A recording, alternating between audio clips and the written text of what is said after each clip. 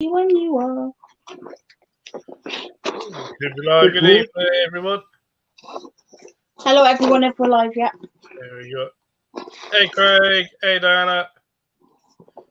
Hey, semi-arachnophobic tarantula mama. Hey, Greg. Hey, Kyle. How you all doing? I'm losing everything, yeah. Where's the Xbox controller? Do not know. Oh, there it is. Everyone had a good day yesterday with Christmas. Hey, Reese. Hey, deserter. Deserter. He left the group. He's a deserter. Hey, deserter. Yeah. Oh, sorry. That was me in the background. I'm only messing, by the way, Reese. It's fine.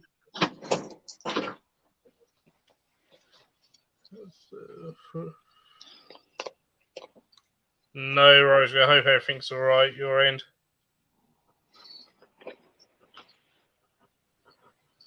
Oh, hope things are all right, Greg. Hey, Emma. Hey, Steve. Hey, Emma.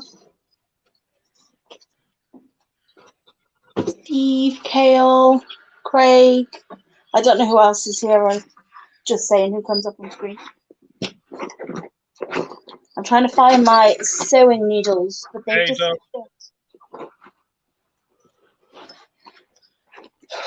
Hey, boy. Hey, Tarantula's home. Come on. Terry, leave him alone.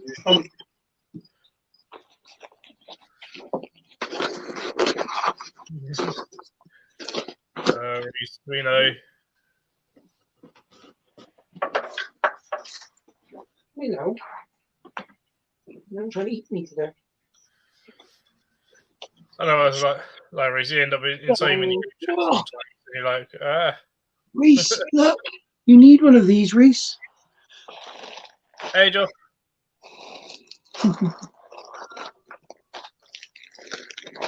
Whoops. Terry, can you have a look, see if my needles are falling out by there? Because my bag was upside down. Hey, Matt. Somebody moved. I can. Can you hold him for a second then? Yeah. He's really friendly tonight. Oh, hi, Matt. It's Shelby. Shelby stinks like fish. You fishy. Nice. Like, Yes, he's just done a big poo. That's what I got him out for. I tried to get him out last night, but he tried to eat me. Yeah, he tried to eat Terry on the live last night. Was quite funny.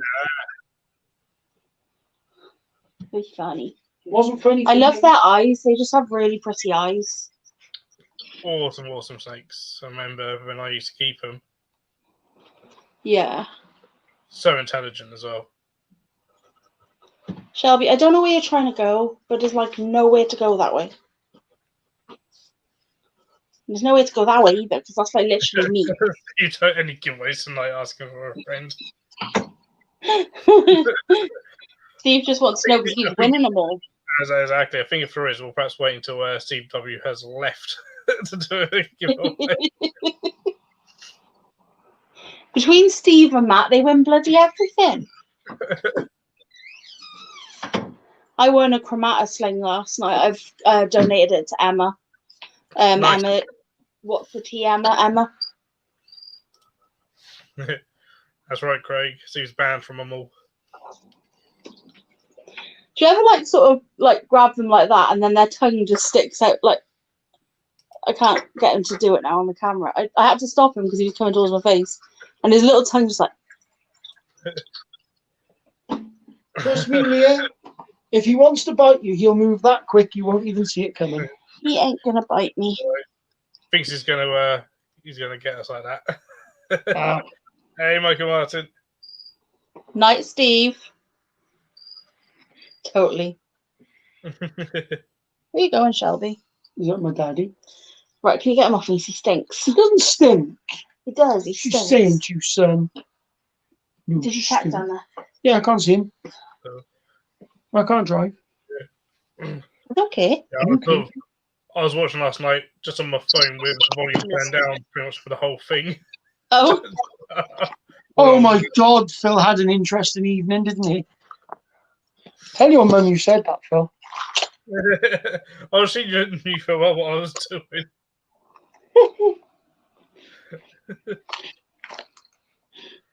Oh, I love your mum. Did you ask your mum would she adopt me? Did she say no? No, she said yes. Oh, that's all right then.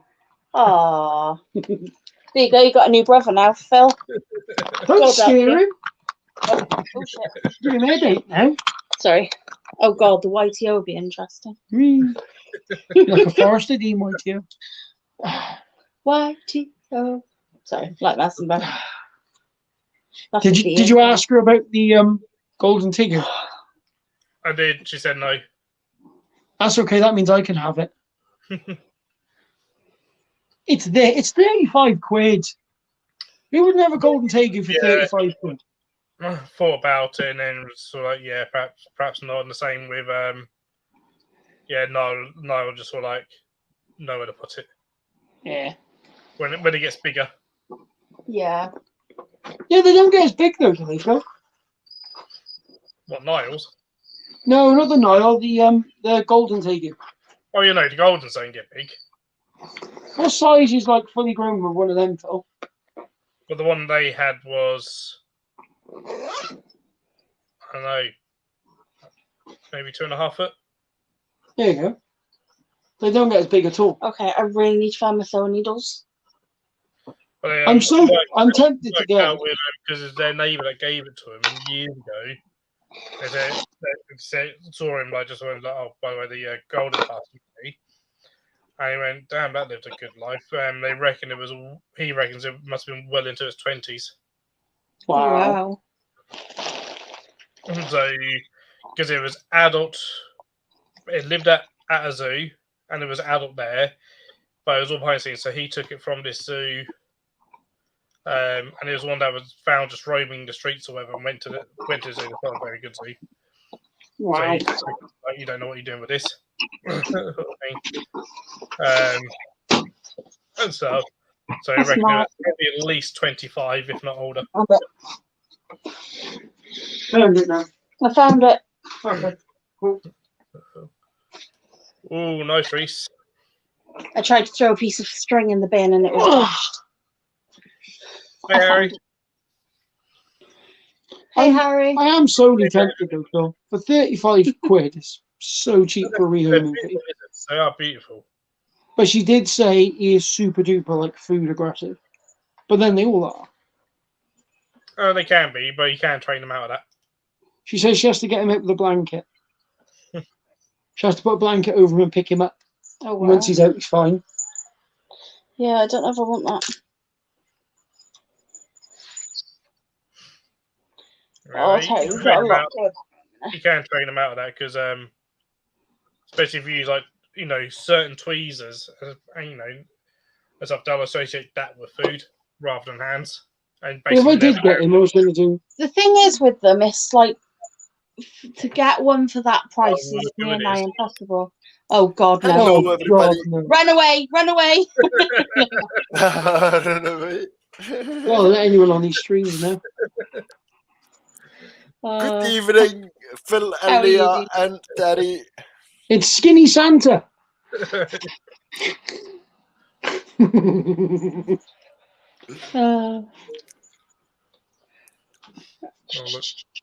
got to find it. Oh, I still haven't heard from Sam yet, so I don't know whether or not he's having the surprise. But it's finished, like nearly finished being made now. I did a tiny bit more today. But I'm just going to finish it off now. Shouldn't take long. Oh, nice. yeah, Scott gives a lot of presents over yesterday. Emma, that is epic. Wonderland. I'm well jealous. Then I get a £400 tattoo session. Yeah, that's not Emma, the one we know. No, I know. It's another Emma. Did you Jesus, want how that, the Emma? Hey, Lexi. That's cheap. Hey, Lexi. It cost me £2,000 for my tattooist. Oh no, I'm gonna marry her. That's how much it cost me. So Right. more than £2,000. Yeah, and a lot more stressful. Okay, let's be fair, right? She's doing some tattooing tomorrow, so I've got to be nice to her today. Yeah, he does. I might actually do. Oh, I could have done that. Well, too late now. It's all at the back of the cupboard. It's your own fault. No, I need to do my legs. You do. But then you can't go swimming. I Maybe can't just put that. Isopods on me at some point. Hmm. Need to do some isopods on me at some point. Yes. I need a bit more practice first, but Terry wants more bits on him. But Oh. the isopod came out alright, except for the fact that Terry bloody cut his arm on something, and he got a big gash going through the middle of it. It's alright. Wasn't that? I rubbed it through my glove. You could probably. Yeah, Yeah, they you literally, like, wasted. You wasted where is Terry's arm, and he has only the one arm. You wasted. I know, yeah. I ruined his arm. Look. Hey, Osgood. Just did my whole arm.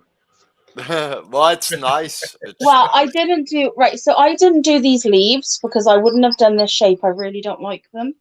But I did the extra little leaves because there was the vine didn't end. It just sort of was just. It looked like it had been chopped off rather than like an end of a vine. So I've added some little leaves to make it look like it's. What's the matter? Well, you will fix it. It's no problem. Did you forget to put the thing back? Terry forgot to put the bung back in the door. The nail monitor just got out again. Come on. Ossie is What was also that, in Terry? the room. What was that? Okay, Reese. You can get your own back now for the Retic. I No, know. no, it's not open all the way. I put it in, but she just started to slide it, so I was just chucking it. She's a bugger. She literally will take as soon as she sees a gap. That's it. She's off. She's on her journeys. They're so clever. So clever. Very intelligent. Very intelligent. They are, and I love that about her as well. It's not like a bad thing. It's just really awesome that they are that intelligent.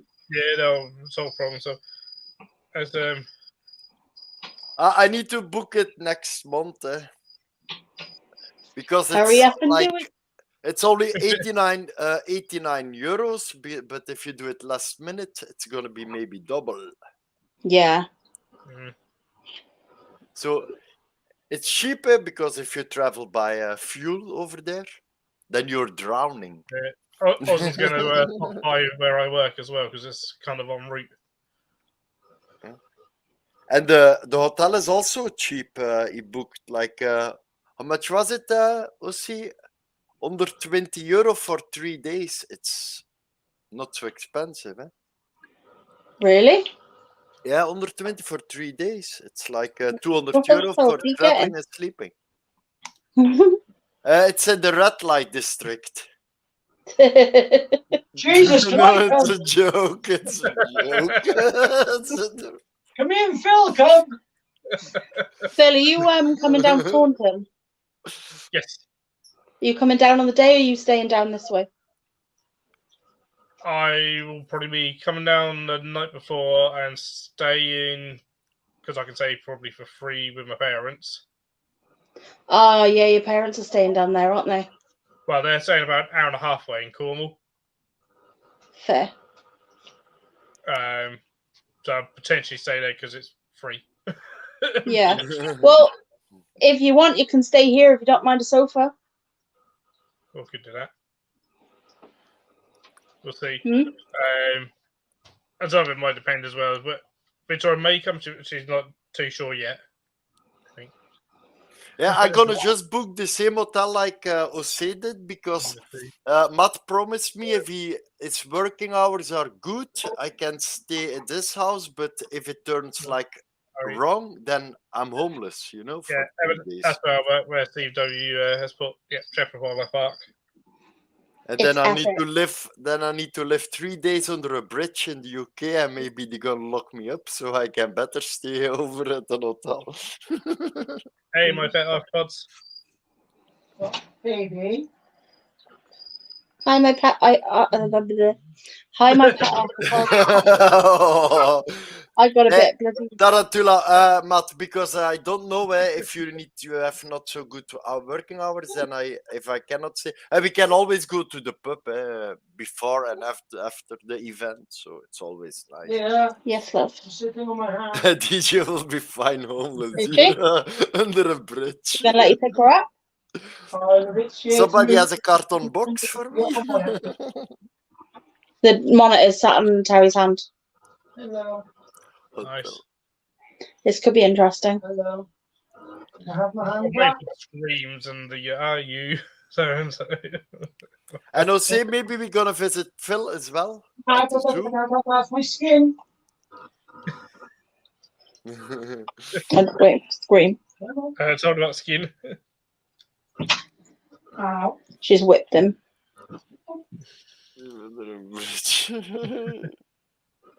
Steve. Yeah, that's cool as well. Good girl. She's a good girl. Is it far away from the hotel? If you don't need to travel, like, because UK is very big, it's like maybe you need to travel 500 kilometers. She's still conking you with her tail, Terry. But I gotta follow OC, yeah, it's easier.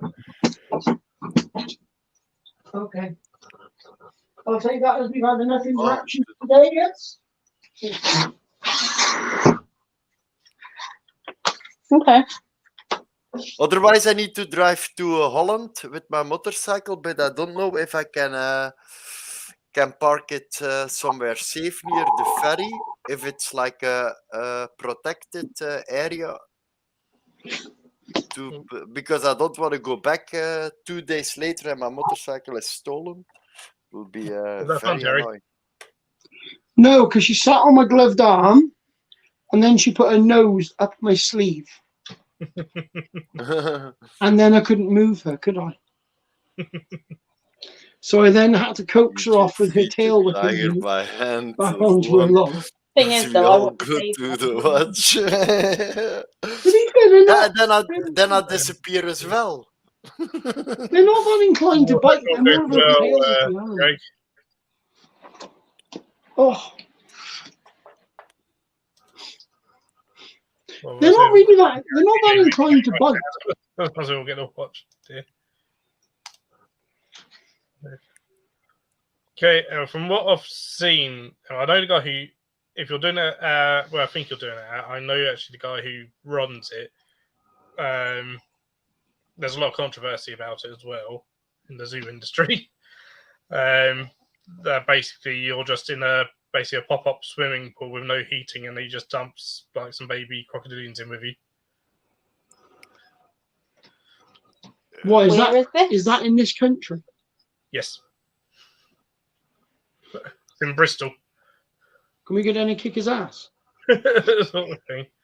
I know the guy who does it. But the guy's a really knowledgeable reptile guy. Which is like, Yeah, last time I went to Hoek from Um, Holland, Tarantulas, I went to Roosevelt. it and then- comes up every now and then in a certain zookeeper group that I'm in with people being like, how's this a thing? Because I think it does a like, you can get it on like, what's it like, Virgin Media or Virgin sort of days out. Oh, the and that. experience day things. Yeah, all that sort of thing and stuff. And you can book it. It does like DWA training days and stuff as well. So he's Really? actually quite knowledgeable then. Look at that stuff. He is. You know, I Can I, can't say. can I come up and get in the swim with your cane? I've certainly met the guy plenty of times at conferences and stuff. I don't know. But I know there is sort of, I've never done the experience, but there is sort of controversy over it. But sometimes it can be potentially just sort of snobby zookeepers, because some zookeepers can be real snobby. Yeah, you get that with everything, though, don't you? Do you ever get that with your? Do you ever get that with your experience stuff, though, Phil? Because you do you do quite a few different Maybe experiences. Diana. Yeah, we Yeah. we do different ones. none of the ones we do really, I ain't going that's a child. I think everyone that watches this should go to your zoo, right, and do the aardvark experience, because I think that's the best money anybody could spend. That's the most fun I've ever had at a zoo. So that's the sort of thing. He's got a little baby alligator or something. I suppose. Can't really see the. No, it's not focusing in.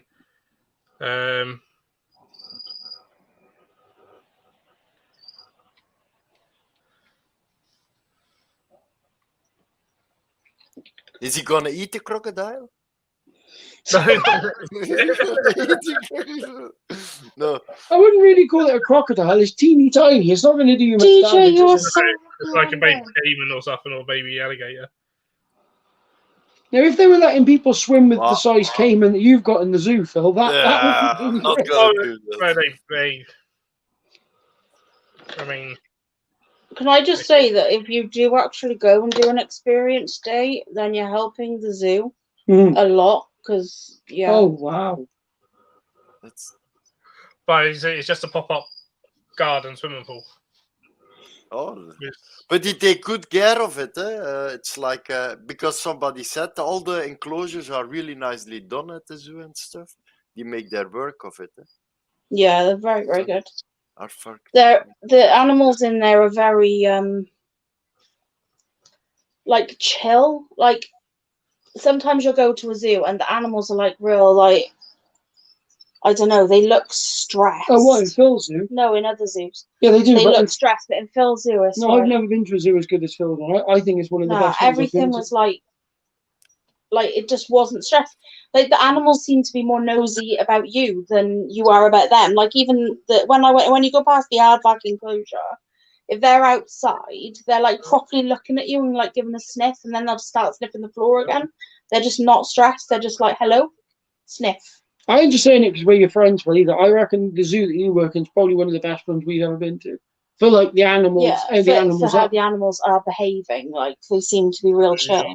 We're about 8 acres, Osmond, so we're not massive, not big. No, I think Yeah, if the they had only more space, I think that then that probably wouldn't.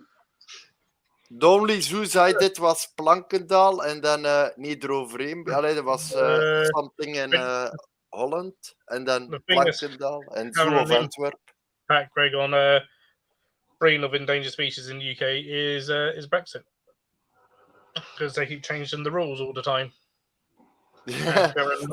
Harder and harder and harder to transfer animals between us and the EU.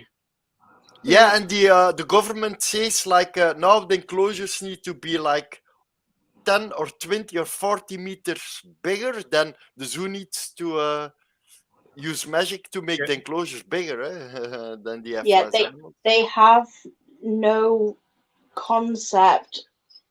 It's not spatial awareness, it's personal space. And when I mean personal space, it is not personal anymore. Noses go places. It's the same. It's the same thing like they said. Like the how do you call it? At the shops, the guys that we do our experiences. the shops that sell the spiders, they need to be in an enclosure of minimum this dimension. But a spider you can keep much smaller, and they are better off sometimes in a smaller enclosure than too big. Yep, Bracey does as venomous snakes and does all the DWA sort of training with people and stuff.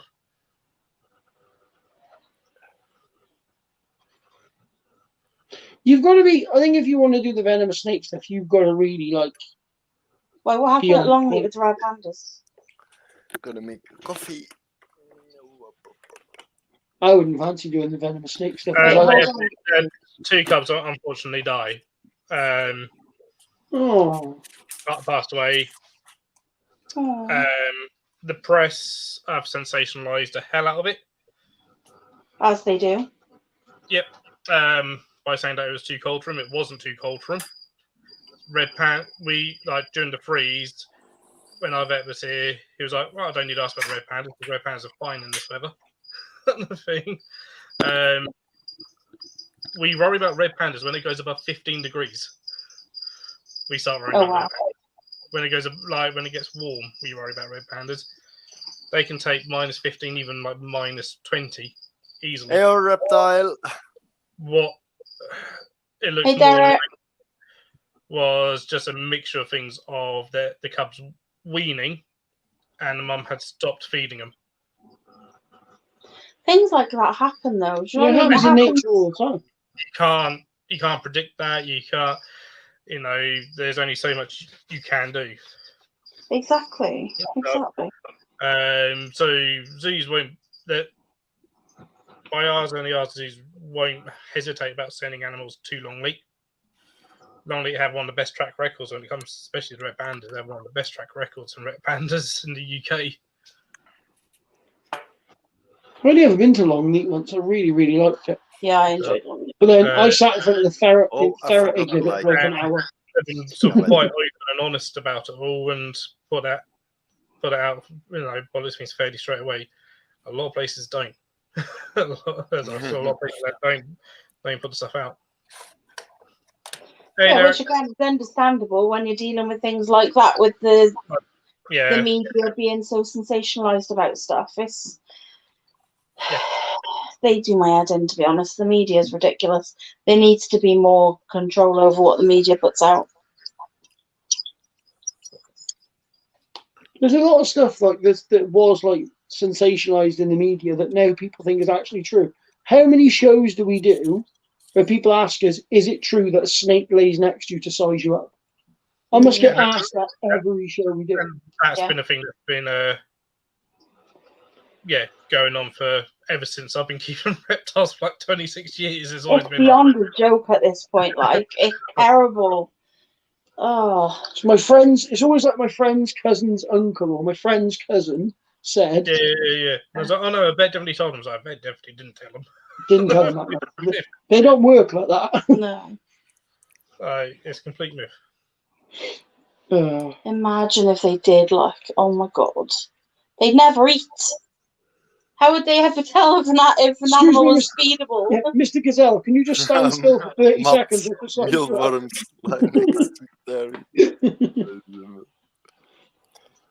Yeah, last time I was with my enclosure, it was stupid. Something fell into my Morio worm setup, and I know like a piece of cardboard or something.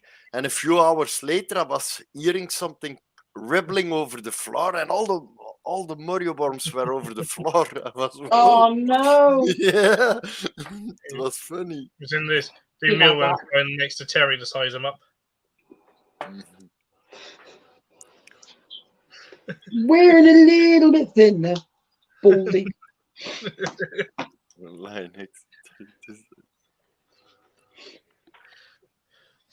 You can go off people, Phil. Do you know that? You can really go off them quick, you know?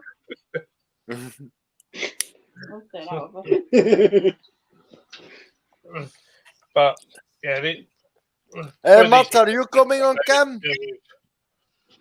Sort of in the zoo industry, quite a lot is there's always going to be a lot of negative press around what we do in zoos because not all of it's popular.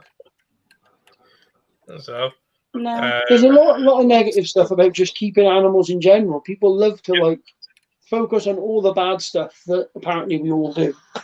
It's easier to do. It's easier to pull at heartstrings and say it's all bad and this and the other. Yeah. Than actually look at it a different way. And the thing is, you know, if we're all honest, the reason that we keep what we keep is because we're selfish. If we're really honest, stuff, because we want to and we like it. No, my reasons are completely unselfish. It's because all her family are terrified of snakes. So if I fill my house with snakes, I don't have to let them in. Right? So it's completely selfish. But it worked. They don't come in anymore. That's good. More freedom. Yeah, well, this is it. And something happens every now and then, you know. It's like with hello, Matt. Hello, I've come on to say hello. Hello, Mr. Matt. How are you? Oh God, not Matt.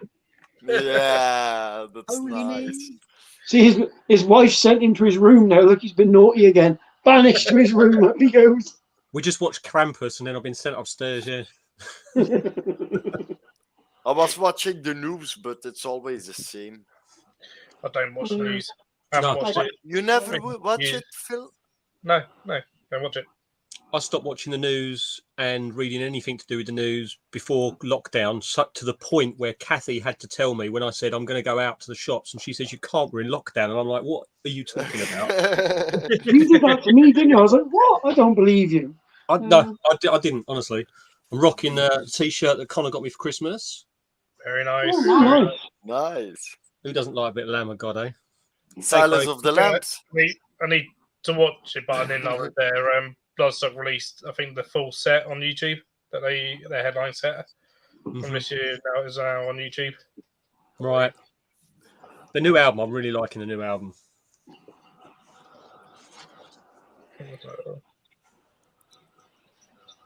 So, yeah, I need to watch it at some point and relive it. See if I can pick myself out by seeing if I can spot Victoria in the crowd and then going, right, that's me next to her. I need to She's the only one that may stand out because I don't at all. I wish I'd Yeah, gone. well, I guess most people there would be sort of very similar looking to you, Phil. Yeah, we all tried to do that when we went away with the Yeah, tattoo. I When we went to think the tattoo shop. So we went to watch Cradle of Filth, and they actually videoed it and released it as a DVD. I've watched that 1,000 times. I can't see myself or anybody that I went with. Exactly. It was like years ago, I took a friend and like I don't know, cosplayed up for me when I think it was their first time there. So they were like, oh, I'm looking for Phil. And people were like, what does he look like? Well, he's Ator with long black hair and a beard and was wearing black. And then they went, that's like 20,000 Anybody people. else as well? Yeah, the girl where I bought the Spider Street from subscribed also to Scott's channel. Always make more. How do you call it? And another, I shared also all the channels from the other members, so then she could also subscribe to the other ones. Oh my God, come here. And I have no but idea. the what Spider DJ Street said. is not so Something easy. about Yeah, subscribing. I will figure it out. DJ, Yeah. you're awesome. You're very funny, but I haven't got a fucking notion what you say half the time. No, I just about the Spider Street, but I'm gonna put only the easiest spiders in there with less rubbish because they are not so easy to clean out and they are not so manageable. So I'm gonna put there like a simple things in there without a lot of webbing and stuff that's easy to clean. Okay, now I understand what you So I said. need to figure it out where I need to place it. My girl loves snakes, my son loves Daegu. Only the daughter likes the teas. So the daughter keeps all the teas in her bedroom because mama don't want to have them in the living room, I guess. She's afraid of spiders.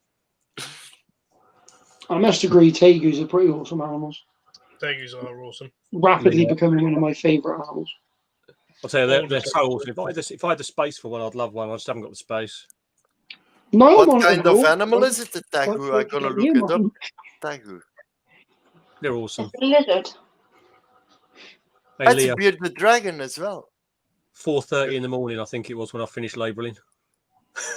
Oh my god. But if you have bearded dragons, I did all The the sun- isopods, everything. they kick the scent out of the ventilation holes from a terrarium. They kick scent everywhere. Don't mention bearded dragons and sand. That's a whole nother debate. Just don't mention bearded dragons and sand. How much times I cleaned the sand between the windows? Oh, Connor had a brilliant one today. He was moving some sand from under. Right, so we've got 2 levels, yeah. And where the basking spot is, there's like a bit underneath where he can go, and it's dark, and it's all sandy down. He can dig the slate tiles and all that. He loves it. So Connor's moving some of the sand from down there up to the basking ledge because brushes it all off and leaves it bare. So Connor's put his hand down there and put it straight into a massive like urate that he hadn't spotted. Oh, And that- was like No. all warm, lovely. oh no. What you really need to get him, look, Matt, is you need to get him a false water cobra, because when they shit and you put your hand in it, oh my god, does it stink? Absolutely sinks. Definitely. Because they eat everything. They don't just eat mice, they'll eat anything. Yeah. Fish, chicken, mice, chicks. If you put it in front of him, he'd eat it. Separate pet room stuff, like with the Tegus. Like I saw one on, I think it was Instagram, where the guy It's a converted a deal, bedroom, though. and you walked in the door, and then he had like just basically almost like a cage door halfway down the room. So you went in there and Hello, you had a feeding Aaron. area and all that, and then the rest of the Hey, bedroom Aaron. was a Tegu. That's what I've got for my boas. They've got the big cupboard under the stairs. Terry, you're like that. If you Can't can see it, Phil.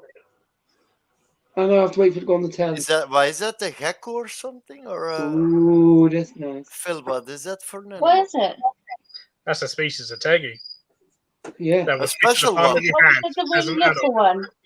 That's adult. Mm. Oh, Can we get one of those? no. That would fit in the palm of your hand. Nice, Yeah, spectacle tegu. tiny. Phil, Yeah. stop But they are showing Terry. expensive, maybe. I'm not sure if anyone's gone now in the UK. Hey, This Aaron. person is in the UK. He was breeding them, but he was like the only person trying to.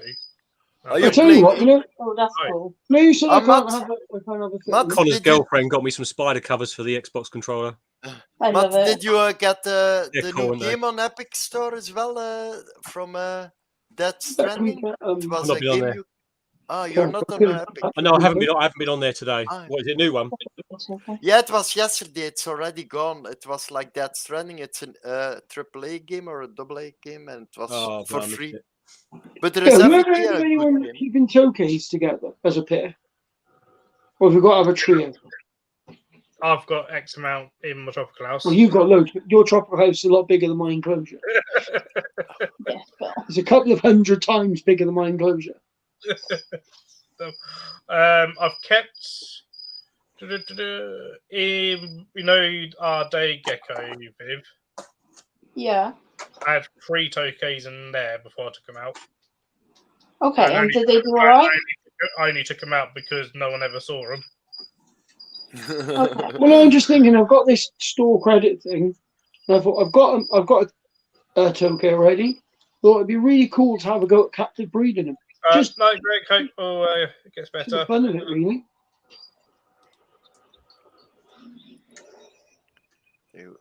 You never see captive bred tokay geckos very often.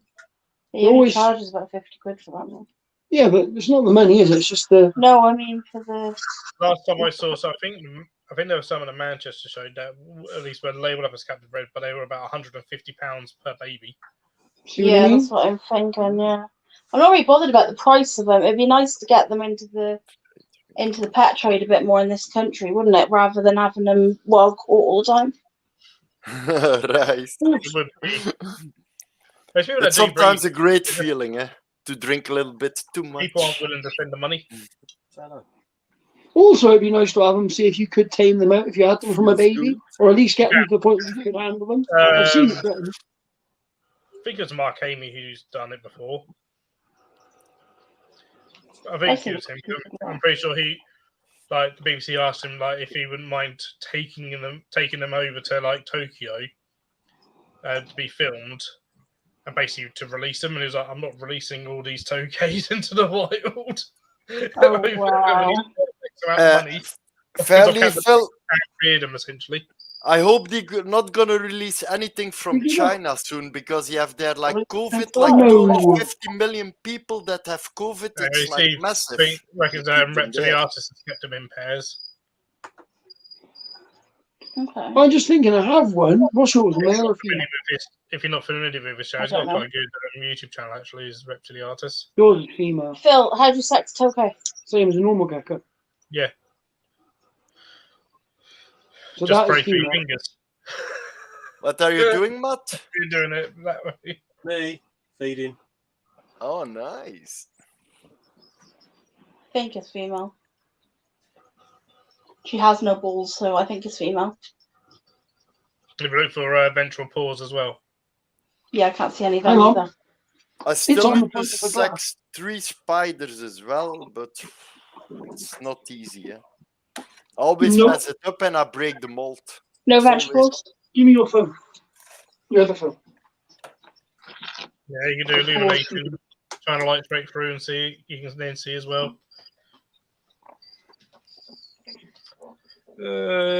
Steve Doe likes wicked reptiles as well. I like him in small doses. I find Yeah. them I'm with Phil on Matt? that one. What kind of palmopeus species do you got? Also, all of them almost? The psalms, like Hermina, Cambridge, Yeah. Retrodicus. Are you You doing got DJ? all of them? That looks female to me. Are you asking DJ? Matt, or you guys? I've got 2 Reduncus, 1 Canberra guy, the Poulture, and yeah, that's it. I think. And you, Phil, you got also the. I've got Emernia, Cambridge Eye, and Languabucheri. And you, What do you- Leah? Emernia, Cambridge Eye, that's all. Send it to Phil. Sweet. I sent it to Phil. Okay. I got only 2 bigger ones. No, That's the Herminas, and then the small ones. So you've just sent Phil a photo of my lizard. Harry. There was also some wild court lizards there, which shouldn't have been there. There's a guy I found the other day, and I thought, I wonder if Phil follows this dude. I'm trying to Which find ones him I now. got? Retrodicus, 3, 2 Victoris, 3 Cambridges, 3 Bulgars. nice. Oh, she's getting a Honduran. Oh, they're lush. I love a Honduran. They're nice looking. What Honduran are you getting?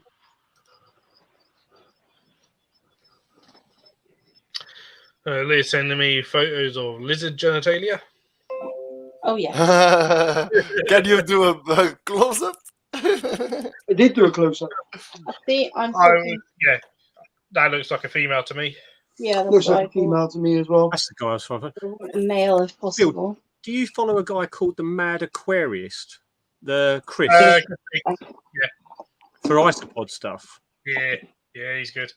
Yeah, fair, I was looking for- he's I've watched him very for a while, long. actually. I need to get back in. I need to start watching him again. He does some bad iSpot stuff. Hmm. How can you give the link, Phil, about the channel? You have it? What for the isopod one? Yeah, I'll send you it. I'll send you it. or put it like on Yeah, Steve, Facebook. that is so not what he means. Steve's got a 125 Honduran. Steve, you know exactly what I mean. Just because my bow is nicer than yours and you don't like it. That guy. There you go, DJ. It's in chat. He's honestly, his videos are just they're crazy long, some of them, but some of his setups and everything, and he talks about like soil enrichment and Yeah, Who you on that now? Oh, colony. I'm already member of it. I need to watch. Hey Jim, I'm pretty sure he's Hey, in Canada. Jim. Hello, I think so. Jim. Got a mental goatee, really long goatee. Yeah, he's really, really cool. But he's I watched his colony crash stuff about soil enrichment and things like that, and it's just Mhm. like What are you just giving me crazy on things. To So think that's about. where Jack legs were. Oh, wow. So if you imagine this around, So one of his videos, I think he might be like a truck driver or something. Right, Like his general job or whatever, and he went up to the tiger forest right, okay, and collected a load of reindeer moss, the lichens. nice. And he was like huge areas. Like I can take a big bag, and I won't make a dent in this. I'm going to try all the isopods. Yeah, nice. Pretty much Have you perfect. watched, Treat for all of them. Have you watched The Last Tapui on the National Geographic thing about the frogs I haven't. with Alex Honnold? They sort of went up and climbed. They wanted to see if there was a new genus of frogs up on the top of one of these tapuis, and it's the last undiscovered one that they had. It's a really good documentary. It's well worth watching. And the Is that on guy, Disney Plus? I think so. It might be. Yeah, Because obviously there's sort of some National Geographic stuff on there. yeah. I think it's on there. I think it's on Disney Plus. I think that's where we saw it. But it's like a mix of a climbing thing. He's a real old guy, and he's apparently like the world's authority on discovering frogs and things like this. I can't think what the guy's name is now. Kermit the Kikker. I sometimes forget that Disney Plus has National Geographic on it, so there's actually some really good documentaries on there. I sometimes forget. There's actually some really good documentaries on I there. started watching it because I was like, I'm a massive Alex Honnold fan and like the climbing side of things, like Free Solo and all that. But yeah, the frog thing was amazing to see. Like when they're up there looking at all these species, some of them living on the sides of these like vertical cliff faces and stuff. It's just crazy. Oh, there's some absolutely crazy because there's one type. Somewhere I found on like an Amber documentary that lives up this mountain in the complete area that you think no frog or toad is going to live in, apart from because all it is just rocks. Yeah. It's a bit, but it's just rocks. And then like they filmed this tarantula coming out like as if it was about to go and eat this frog or toad, whatever it is, and it just flings itself off the mountain essentially, touches itself and just rolls down, crashing into the rock and bouncing and this and the other. I'm like, how the hell has that not killed it? And then just That is mental. it gets down far enough that it's completely out of range of this tarantula, and then just because it's really slow walking, it can't move fast, it can't hop or anything. Can only move really, really slowly unless it flings itself off the face of the mountain. Oh, right. Goes down, like it's called like a pebble toad or something. It just rolls down the hill, like the mountain, as if it was a pebble. This literally like sounds like me if I was a frog. You ever saw that movie with the frog? With the guys, it was a movie from Stand By Me, and they put the frog and they blow it up at the back, and then they shoot the thing. Yeah, that's not very nice, DJ. It was dirty. It might make me cry. Yeah. The good old movies from the 80s. Me and Terry were actually like talking about this the other day. We were watching a movie. I can't remember what it was now. But some of the stuff on there was like really sort of, if it came out on a movie today, it would so not make the movie. Do you know what I mean? It was pretty bad, and we were just sort of looking at it like. But like I know, like 20 years ago, or in the 90s, or begin the 90s, we were happy. We had like 2 movies in a week on the screen on the television. Now you have everyday movies on each channel. But in the beginning, it was only 2 movies on a Saturday and a Wednesday, or on a Friday, and people were happy to see just a common movie. Yeah. Otherwise, you need to go to the cinemas, or you need to go to the to rent a VHS thing. It felt how. It was like. I saw about the thing just a few hours ago on Netflix on TV. I saw about corners. It was like people that will make up our minds and let him know. worked at the funeral company. It was a series. Do you like my bee? Good. Did you give it away already, Leah? The bee, because you went to give it away. My hands are starting to give out on me now, so I'm struggling a little bit, but it's all cross stitch. So Looks nice. yeah, even the back's quite tidy. There's a bit of like ends that I got to trim off, but even the back's quite tidy. So I'll put it in a frame. Yeah, no, that's awesome.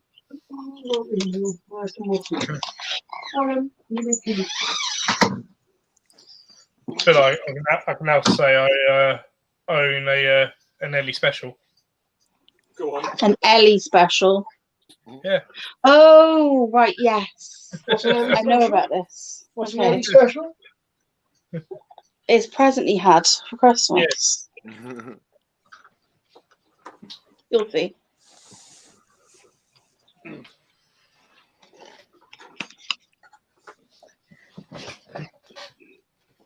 Yeah. Here you go, Terry. I'll have a second to get my cat to. Oh wow. Oh wow! What? That came out way better. Did Ellie do that? Yeah. Yeah. No. I put some Matt, Yeah, at my yeah, spiderlings. At my spiderlings, I put some red runners, little nymphs alive in the enclosure. Does it Right, matter? so good. No, eh? No, they'll eat them. because they are with most of them I give to the Salmo Peeves, so they eat everything anyway. So. It's only the mealworms that are risky. Eh? Yeah, you just want to crash their head. Very true, Steve.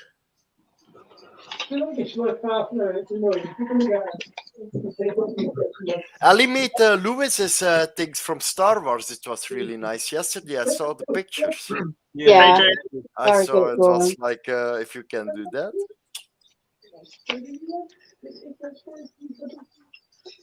Yeah, she's the drawer. I'm the maker. The creator. Oh, sometimes though. She. chase you for that bee, Leah. Hmm. Right, Emma's daughter would chase you for that bee. I can make another one. Hello, Cici. This one is kind of gone though. Hey, Cheney. Well, as far as I know, this one's gone. I don't really know whether Sam's having it. There was a lot of passing around of gifts and prizes last night. I'm very confused. But just trying to get it straight in the frame. Like I said, I'm so pleased Mark actually ended up being gifted that one from me yesterday. Yeah, Oh, nice. That's cool. you can get him back now. I've said he can have whatever he wants for that value. It's like, so I can't really sort of then stitch him up and give him what I want to give him. But then he comes out and says, "I've got another gift for you," and I'm like, it fills me with fear and dread every time he says those words. Oh yes. The only gifts I've had from him have either been Killer Brachis or the Featherleg. He's never given me anything like anything less. What you need to do is gift him a Scolopendra. They sold the one in Bughutt. The one in Bughutt has finally gone. The Dihani. It's finally gone because I was going to buy it this New Year if it hadn't gone yet. Emma, I can make you one, and I can make it personalised. He literally would just give it straight away. He says if I gave him a centipede, he would literally just go round to Peter's and give it to Peter straight away. Right, there you go. Don't worry. Yay, straight. Hopefully, at some point during 23, I can get down to the Bug Hut. Oh, nice. Yeah, it'd be good. It's not like it's that far away from me, so. No, it's like an hour drive, I think, but hour and a bit, maybe, hour and 20 minutes. Yeah, And it's an easy drive, to be honest. It's straight. If you come straight down the M11 and then straight along the A12, it's like, that's it. Yeah, maybe. Or across. You can come down almost like diagonally as well. It's easy as long as you know what those roads are. He does. You'll know. Straight down the cross, a little L shape. Or you can come diagonally down it, but it's not that far. It's about an hour and a bit away. But yeah, it'd be awesome. That's it. Work out a day with Steve where we both rock up. Oh yeah. You can watch and witness Steve W just empty his wallet, even though he says he's not going to buy anything. OC, are we going also to some shops, spider shops in UK? Do a big meet up at Bug Hut. That'd be And we nice. smuggle them over the border. Because we got borderlines. Maybe don't talk about that on a live stream where you can incriminate yourself, DJ. No. It's a joke. It's a joke. It's a big joke.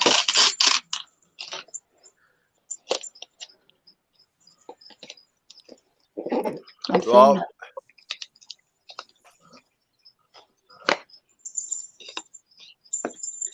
there you go. the government isn't watching, you know. Flyby. Steve's your request here.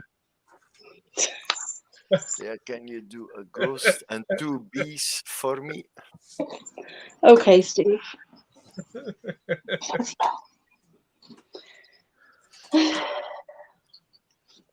Phil, I'm up for Trust Steve. it. Emma said, "Oh my God, she'd love that." Okay, no worries. Just give me a message with some Check, info. Steve, how was your trip to Ely Exotics the other day? I haven't been there for ages. You go back to Ely at some point. Dogs out. My dogs. No. Oh. I'll show you guys that. Oh, tarantula. Oh. What kind of spider you are showing? It's a Sturmy. Oh, That's I've my got Sturmy is much Make, smaller. It's not so big yet. improve things for the shows on my stand is a label printer. Ah, you Nice. got the label printer as well, Phil. So I can do professional labels now with logo and QR code to videos on the tubs. Oh, nice. I absolutely love that one. That is epic. Matt's one's good, but it's only like a thin one. feeding. Yeah, why not? The one I got is this one. Oh, don't leave that. Don't let me down. Don't let me down. Go on. Oh, get they it. never perform when you want them to. Get it. Oh, oh. Hey, high five, dude. Not really. Just gonna have a bit of a play with it. Oh. Yeah, they eat very every. It's like those species are like the best eaters as well. Theraposas. All my theraposas, my blondie, my sturmy, my apple. The every time they jump at food The before only it's downside, released. the only downside with this Nice one. camera is it just doesn't focus unless you're like quite a way away. You want to get right in there though. Yeah, come on. You'll probably go for the camera now. It's smiling. It's smiling at the camera a bit. He's put a lot. You can see all the web matting all around the back here. Yeah. Right. Yeah, we'll see what he does. Well, I say he. I call it a he, but it's unsexed at the moment. We'll have to see. You think it's a male because it grows too fast, or a bit faster than your other teeth? No, it's not. I don't know. It's not. I've only had it since I picked up at Brighton, so I've only had it since November. But Australian geckos, 230 each. Yeah, the label printer I use is this one. Matloop. It's like Old just school. like it's a normal one. It's with a big screen because I don't like the small screens. Yeah, this is a It's a good one as one well. of it. So it just connects with Bluetooth to your phone. nice. Yeah. And then does it via an app. Yeah. Yep, and it's all thermo printing, so there's no ink involved. So you can fix everything by computer and then send it over, Phil. And then literally, so you can save all the labels on the app. Nice. That's That's so cool. You can make the QR code within the app as well. So basically, yeah, that QR code links to a video I've done on that species. That's Oh, brilliant. that's cool. The my one can do. I got one. Kath bought me one for Christmas, and I'm so excited about this. But it only does the slightly thinner labels. You can put QR codes on it and stuff like that as well. But having the ability to do square labels is so cool. Yeah. Do you, with mine? Yeah, it came with this this little size label where you can get bigger ones. I like the fact you got your logo on there. That's cool. Yeah, you can Do you the know what logo the on there, sort of thing? And it's like Phil? that's Do you know what yeah. the problem is with my label printer? If I print names, I need to pass the one name after the other to each other, and then I need to cut it off because otherwise the labels are a lot of blank spots between the names, like you lose half of your. That's what I spent the whole night doing. Just literally labelling everything. Yeah, it's easier, eh, Matt? Than, But that sort of label print is fantastic for that sort of thing, just labeling up your own stuff. Yeah. And I use also the labels that are water resistant because otherwise, after a few months, your names are gone. I labelled everything. Absolutely labelled everything. But yeah, even the isopod tubs I did. So, but the great thing is, fact that it's rechargeable battery and just with USB cable. But I can save hopefully as many labels as I like. But that Right. one you have, Phil, is a bit expensive, I think. It costs like under 50 euros, the label print, or 100 euros. It's about, I think it was Pounds. like 55 pounds. Oh. What's the name of the brand you have? DJ, remember that's pounds, not euros. Yeah. So in euros, going to be about 70 something. Yeah, printer QR code. Hey, Kitty. But yeah, no, I got this one because Jeremy's Wild World uses this one. I said it was really good. So Yeah. this is actually a Christmas present from my granddad. What's the brand of the name? You Me and have my parents got it in, so he didn't know that I'd actually seen it beforehand and stuff, and kind of just, you know, like, oh my god, this is fantastic kind of thing, which it is. So, but obviously, it was kind of thing you go on to Fimi and it does like a square label, so you can put QR code. Oh, do you have different? Big online store and type in label printer. You're inundated with hundreds of them. Yeah, there are different kinds of label printers with QR codes. You know, Yes. The so I don't Scanova. want to spend, you don't want to spend sort of 50 quid on stuff, and then it ends up being rubbish. Yeah, that's true. Yeah, let someone else spend that money first. That's it. That's it. So when Jeremy got that exact one. Most of the time, if I buy for the Brighton show, I was able to then see what he thought to it. And he said that he loved it and stuff. So most of the time, if I buy electrics, I always look first on YouTube, like a top 10 of the items that are best, and then I try to buy like the first ranks, like 3, because you have a lot of rubbish easily if you buy electrics sometimes. Trouble is also, if you buy off Amazon now, you can go on there and there'll be like 20,000 reviews for something, but most of the reviews can be for a different product because they just renamed or reuse the same reviews and then change the product listing. Yeah, you can't. Yeah. Ah. Yeah, go by that and be like, oh yeah, that's accurate. Wait now, wait till after. Hello, Emma. After New Year, it's everywhere discounts. After New Year's, you can buy things for like minus 50%. Everything is in discount, also from electronics in January. So I'll wait a bit. But I need to get all the January sales and stuff. Yeah, they are sometimes like. Emma, I'm trying to get in contact with you because I gave you the prize I won last night, but you obviously don't know about it yet. Because I need to get the new headphones as well, but I'll wait like next month.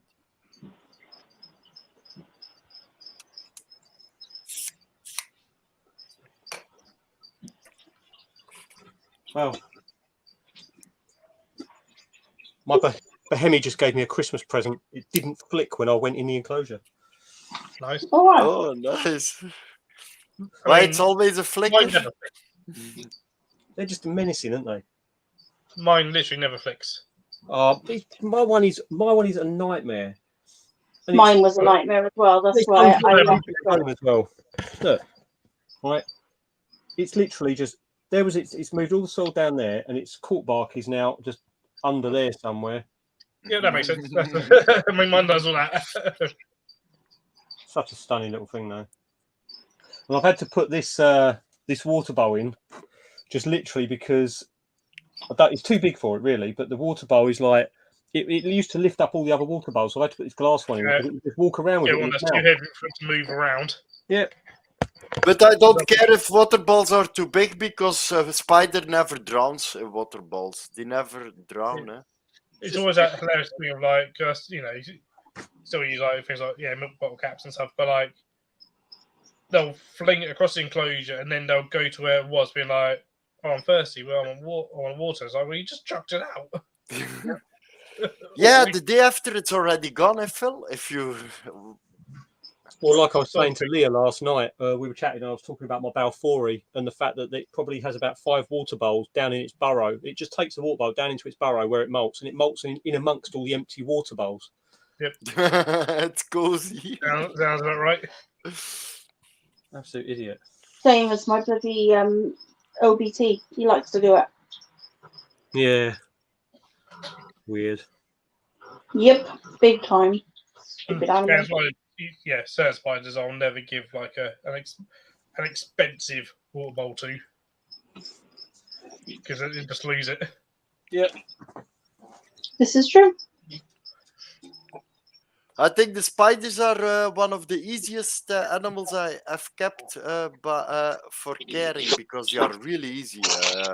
Even if you are too lazy to feed them, you feed them like few days later, it doesn't matter. But the water I always keep in watch because also the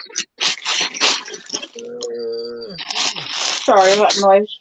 So you can also make nice labels with exotic keeper. also make nice labels With exotic photo keeper. spider or logo of yourself. Exotic Keeper app. I remember that app. Exotic Keeper. I haven't heard that one. Keeper. I think I downloaded it. Yeah, Exotic Keeper. I have on my iPad. I got. I think. No, it was like on my. I think. Here it says scorpions are easy to keep. Most scorpions are fairly easy. But I downloaded OC, but I don't like touch screens. If I need to touch screens, it's like, oh. Right. I write Okay. everything down on my paper. Like it more humid, so it keeps substrate. Not the top bit to dry out, but sort of the underneath the sort of the surface of moist, and then desert ones keep them fairly drying. I'll give my desert ones kind of a very light spray every now and then, but so like maybe twice a month or so. All of them get a water bowl. Oh, there. Don't know water bowls. Water bowls arrived. Yay! I forgot about them again. And I was like, what's this? And then it took me a minute to realise what it was like. Hello, Gypsy Gamer. Oh, yeah. Oh, I'm glad you got them. But I think I was I'm going to put gonna. a Christmas card in it, and then I was like, hang on a minute, I already gave him one. Phil, I think I'm gonna remove from the back of the Spider Street the glass and make like an air vent extra in it because it says only one air vent at the top and it's like maybe. Hey, I'm not. But maybe Hey, it's not Anna. needed because Emma. the glasses are like how do you call it? It's two glasses in the window at front, so the glass is not tight, so it's always a few millimeter space. So maybe I don't need to put an extra vent in it. No, that will vent out stuff. Yeah, because like this.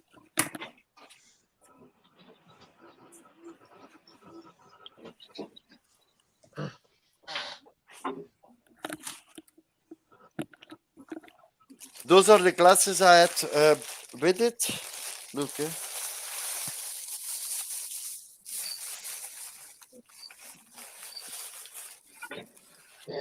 Oh, Amna, it's like those glasses that you put two and they spread out like and sideways, so you don't need to put an air vent in it. I think because you have top and then between the two windows there's gonna be like air in between it. So don't think I need to cut it open. Otherwise, I need to slice glass again. Should have seen how he transported the Spider Street. What's the Spider? Yeah, I show it in the motorcycle. on my motorcycle. My glass windows from 1 meter on 50 centimeter. My Exoterra from 45 centimeters or 40 centimeters. I remove my top of my motorcycle and I put it on the back. I move everything on my motorcycle. I even move it in airco on my motorcycle from MediaMarkt. I transport everything on my motorcycle. So basically, you were strapping glass enclosures to the back of your motorbike. Yeah, it's big enough because my side trunk of my motorcycle is as long as 1 meter, it's as wide as my 1 meter terrarium. My motorcycle is like 1 meter big, so it doesn't. DJ, you know the way I said you're crazy? Yeah. Yeah, but I tied everything safe to my motorcycle. Never. Oh, good.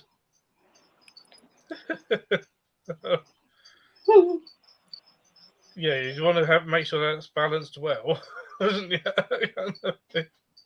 To be fair, it's a GS 1200, isn't it, DJ? Yeah, an RT 1200. So it's a big. Yeah, look if you see it. Oh, it's like well, it's like this, and sensitive mode activated. my camera is stuck at wires. Oh, it's very. Gamer, who's going to be at Seas? We are first show big sign again. Look, it's like I tied it like this on my motorcycle, and it goes not over the trunks almost, only a few centimeters, and my side trunks are as wide as the terrarium itself, and I put it like straps around there, so it does fit, and I put a blanket underneath, and I can move it easily. And I always double check before I drive, because I don't want to have a glass enclosure hitting a window from my friendly person that drives behind me.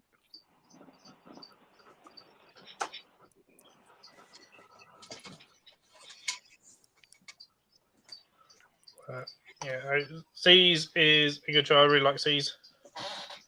It's busy. It's very busy.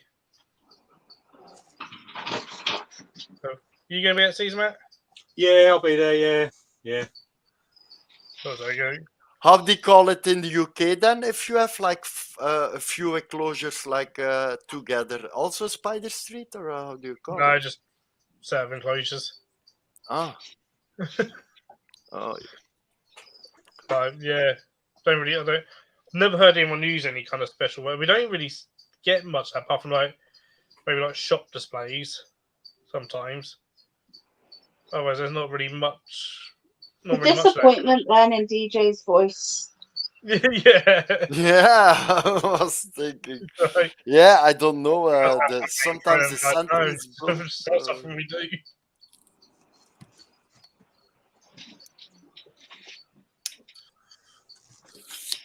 When I travel around Asia, locals carry everything on scooters, mattresses, wardrobes, and fridges were the biggest things I saw. Yeah. Yeah, but I'm driving already motorcycle since '79, so I get used of doing that.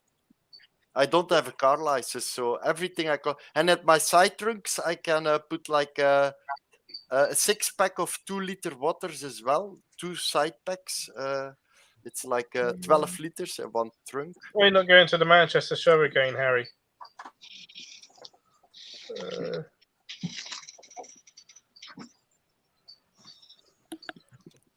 Steve's bringing his brother and kids to Seas. Nice one. Yeah, we can't go to Seas. We'll be in the our usual spot in the main hall. So just as you go, supposed to think is hall 3, but it's hall 1. It's the largest hall. Literally just inside the doors. You'll see us opposite the doors, go around the corner, opposites by the shop, next to, and we'll also be kind of next to Venomous Visions, with possibly MK Exotics, sort of next to them as well, sort of thing on the other end. I was about to ask you, is it going to be there again? Well, he hasn't said he's not, so he normally goes I need to clean up my... I get to that shows UK said. They're good shows, especially if you like inverts. If you're not too much necessarily robot reptiles side of things.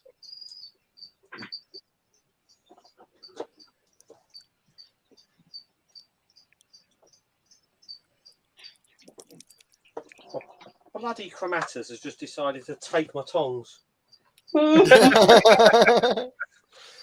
As it like spun them round, now waving them at you. It's now gone down into. But the trouble is, its burrow's set at a slight awkward angle, so you can't get anything else straight in through the front door. So it's now sitting between the tongs and the entrance to its burrow. It's halfway between, and the tongs are behind it. Nuts. It's like brilliant. Well, And that's as my far as it feeding. meets That's my its feeding done. He's left. The annoying thing is he's left the food and he's chucked the food at the back of his burrow as well. So little sod. Get out! Lee's probably the best to answer this one out of all of us in terms of the shows. Bristol's fairly spread out, isn't it? So it's fairly. Yeah. You have So sidewalks most as well, I have, think. like, seating areas as well. Taunton has a seating area as you go in. They usually let you in about 10 minutes beforehand. But obviously it can depend on how crazy things are at the show. Whereabouts But is yeah, they're quite accessible. Like there's ramps and everything. They make sure there's ramps. There's a couple of shows that the ramps are a little bit more difficult to maneuver, but it's due to the venue rather than the actual show people. Yeah, sports halls, aren't they? The one that is sort of an issue with the ramp that I find is a little bit of an issue is Bristol. If there's a ramp between the two halls, isn't there? Yeah, and it's quite the lip and the edge of the ramp is quite vicious. So if you're like me, where I at the minute I can use my mobility scooter now, but when I was in the wheelchair, somebody would have to come and like pull me back and help me to get up over the lip.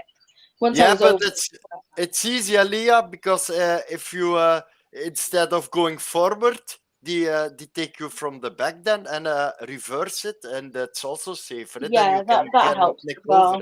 But obviously, if you haven't got somebody pushing you, it's a bit different. But the only person that have never problems with his wheelchair and stairs, that's Mark. He drives even over people during an event. So whereabouts is Emma? Whereabouts are you, Emma?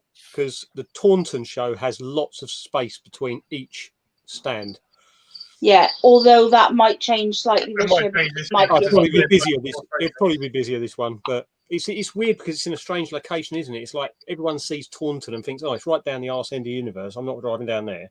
But it's not even. It's near Bristol. Yeah, it's not that far at all. But I think the biggest events have always everything planned. I don't think they have like risky things going on because you cannot risk something going wrong at a big event, because that will be not a good public thing. Yeah. If people fell from stairs and hurt themselves if they want to visit an event, that looks stupid. You cannot risk it. Even like here in Belgium, all the buses on wheelchairs, it's no problem anymore. The bus go down and he bent to the side, and every wheelchair drives on, and then the bus goes straight again and pumps up again. It's like they don't need to do risk. The buses go just down at one side and it hits the ground. He drives in, and then the buses pump up again. And Harry, I can't help you with Barnsley when I've never been. What do you need to know about Barnsley? I mean, there's only been one show in Barnsley so far.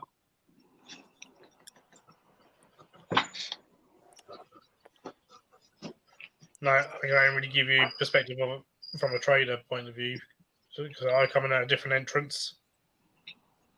Hey, Gordon. Hello, Gordon. It was half decent show though, or this year.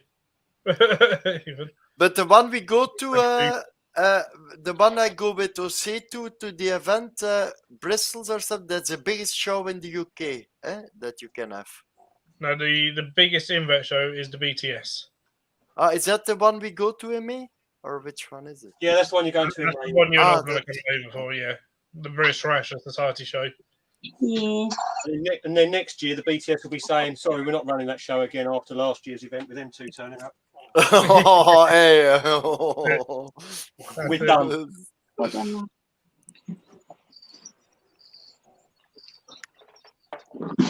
Get down. Rebel, down. I've never been in the UK before, so it's my first time. Rebel. Um, I'm so sorry. Rebel, get down. Right, Woofy, woofy. time to get some tongs in the January sale, I guess. Why is it broken, Matt? I can't get them back. I'm getting threat postured now by the Chromatus while he's holding onto the tongs. my with his tongue. legs. My tongue. Yeah, some spiders he jump on everything, eh? Get down. He's threat posturing me Get now. off. Get off. He's just gone, Sorry he's just about gone back in his corner because he's holding onto the tongs and with his back legs whilst threat posturing. I wouldn't have thought it's a ball to get from Ashford Central Premier into Ashford International Hotel, but I don't know. From where? From the international airport? No, Ashford Oh, sorry. Central Premier Inn to I'll have a look. International Hotel where Caesars. I'll have a look. I wouldn't have thought it is. I mean, there's lots of hotels in that area. Emma thinks she's about 40 minutes from Leah. Oh, right. Okay. Yeah. So going to the. Oh, okay. I still don't have any old worlds Yeah, yet, so I'm very safe at home. So long I don't have old worlds, I'm fine. Yeah, go on. I know Spy Shop did have some more Weavers, and I've just popped my affiliate link in there if you want to use it. Have a look. They did have some, if not, maybe Mantis Den sometimes has some more Weavers.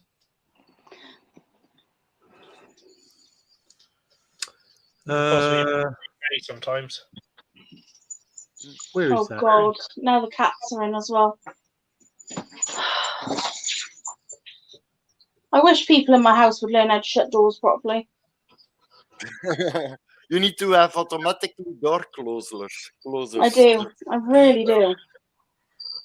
We need to be careful as well because Leah, we have 9 dogs, and if you leave one door open, it's a mess. But most things in our house has double doors, so every time we open one door, we can close one door. Yeah. The hallway Well, to the the dogs back. are allowed in. Like they're not really like shut out exactly. But when I'm trying to be on a live, because Rebel's quite like a needy dog, she wants to get right up in your face and get cuddles. So like it's really hard to have a conversation when you have a dog trying to lick you in the face every 5 seconds. Woofy. Woofy. She's a Well, cool pet. oh, wait, I'm gonna open it. Hey, Moon. Hi, Moon.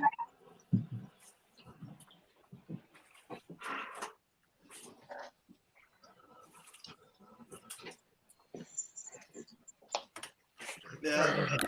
When I smoke too much, I open my window a bit because otherwise it's getting And there's a smelly. Toad living in a Christmas tree. Doesn't live in a Christmas Nice. What's that about Christmas tree? game from. I was got a Statoda living in a Christmas tree when she was getting presents out. Yes, see, it came for a walk down her arm. Oh wow! Ew. Sorry, I can't deal with them being on me. I'm fine with tarantulas. Hello, but Moon. How are you? I don't know if it's just ingrained into me because of the whole like Black Widow thing. I don't know if it's just like in my brain, but I can't deal with them being on me. I can look at them all day long. Right. Don't want them on me. Who was it who was asking about the Central Premier? It was. It was. Oh yeah, Gypsy Gamer. The Gypsy Gamer. It's about. Okay, Emma. Sorry, The I'm like. Premier, the Central Premier Inn in Ashford is the junction after the one you take off for the Ashford International Hotel. If you're coming from the London direction, so it's about 8 minutes away. It's not far, but you can either jump back on the M20 and go up, or you can get there's one like a little back road that just takes you up through past the Hollywood Bowl, and then you come out of the hotel area. But it's literally one junction on the M20 apart.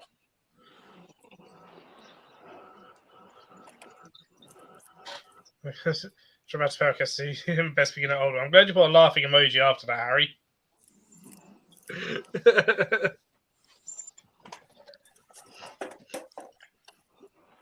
I love mine too, but yeah, definitely not the best beginner old world. Mine's out. Sweet. Not out of its enclosure, thankfully. So, Matt, if you start like a communal of Balforis, the only thing you need to watch if is like the males don't grow too fast and eat other ones. I think because females don't grow so fast and then they get eaten by the males. I think as long as they've got loads of food in there, they're all right, aren't they? Also, you can It's pretty because I shocking, talked when they get bigger, you need to remove them. Yeah. So can you also keep different sizes in one enclosure if the Balfori is a bit bigger than the other Well, one? people keep adults, and then when they lay egg sacs, they don't remove them sometimes in their Balforia setups. But you've just got to make sure you've got enough food for the adults and stuff to eat. I think. Yeah, it's like the assassin bugs. If you don't give And you them have the to be aware that you probably will lose a Yeah, few. you're going to lose some in regardless on those communals anyway, aren't you? So Yeah. Exactly. the trouble is, if you take an egg sac out and then you grow that on to reintroduce them back again, I think from what I understand, I'm probably going to, correct me if I'm wrong here, but I think what you have to do is if you're introducing things back in, you have to take them all out and redo the setup almost, because then they go back into the new setup without territorial dominance and things like that. Is that right? Something like that. Yeah. Yeah, that's what I've never get to communal, but you hear different things from everyone. Yeah. Some people are like, oh, they just chuck it, they'll add new ones into the established communal. Yep. And they're fine. And then people that do down, Clayton makes me laugh. Clayton literally just says he chucks his hand in there and grabs some out. Don't play back now, 1 second. Yeah. Leah was upside down. That's because he does ham a lot, so he's probably seen how like a lot of people deal with tranches over in Europe. Yeah. So but if I need to ask about Balfours, I can better ask Louis because he knows everything about it. Louis is because it had all that thing that blew up about Christoph and his pinch grab, and it was just like how pretty much everyone in Europe does it. Yeah, the trouble is, I think the fact is, it's not really what he did. It's the fact of the way he put the post up, and then the way he responded to people's comments on the post didn't help.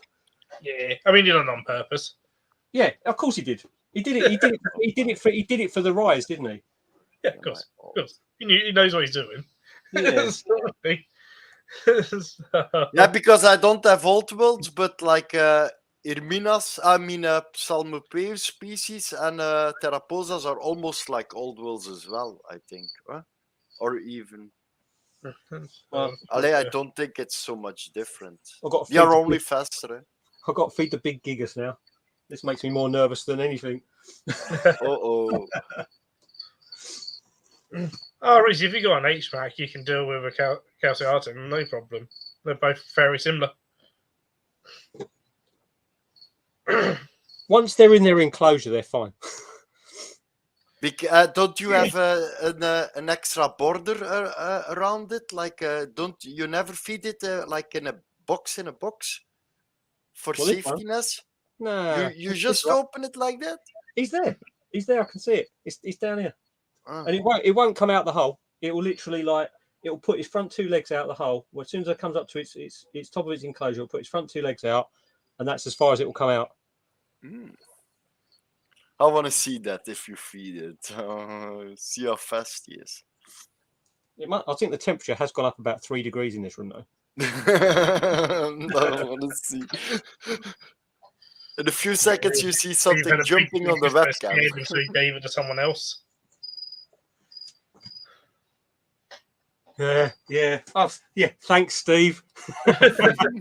Steve is preparing Matt already for the worst. Is that one? Yeah. It's not the spider. It's just the fact that the feeding response from this thing is so fast. You put a dubia anywhere near it, and it's just like that.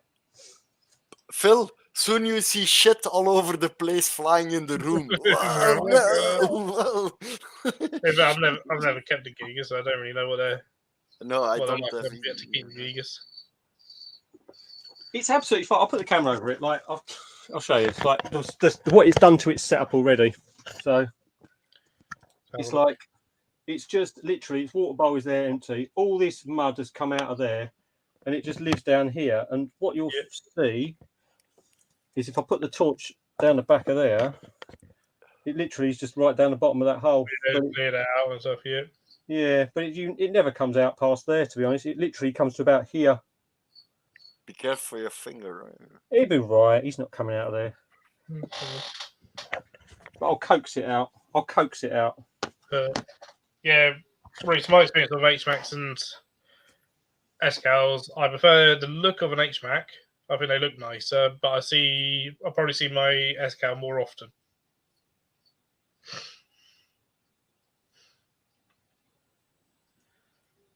Matt is gonna try him to lure out. It's the only way to get him to eat. And Mark gifted Reece a Gigas put in the enclosure of loads of substrate and now just has a jar of that. Yep. That's what they're like. Lots of jars of that. Big boxes of that. Trouble is, it might not even come out. It's pretty fat anyway. This might just be depressing. He's not. They are both stunning, Reece. They are both stunning. Oh, here he comes. Right, can you see the legs? Ooh. Yeah, it's coming. It's peeping. So now I'll put the lid back over it. And then we'll get him out. I'll try and leave the camera up here. See if I can leave the camera. Where's the camera? Do you pre-kill the prey, Matt, or you give it alive? No, I'm going to give this one live, Dubia. If I can keep the camera on here somehow. No, it's not going to work, is it? But I'll do it. The problem I got with the burrowers, Matt, the burrowers, I never know how fat they are, so I always feed them, and maybe I'm overfeeding them because I don't see them. Yeah. It's annoying. He's trying to give it a dubia that's not going to be too large. I don't, Yeah, a small male or something. something. Change his underwear now.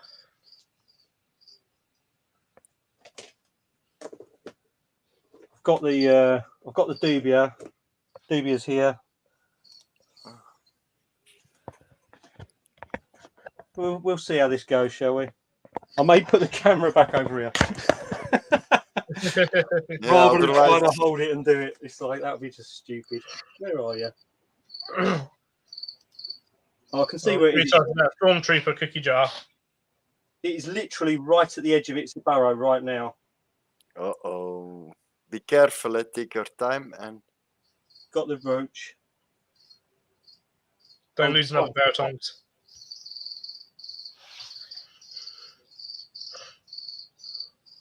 Yeah, boom. Done. Literally just came out, it grabs the end of the roach and it's instantly gone. Boring, a happy meal. I'll turn it around so you can see where he is, or it, she, him, whatever. Don't even know. Let's have a look. Where is it? Down here somewhere.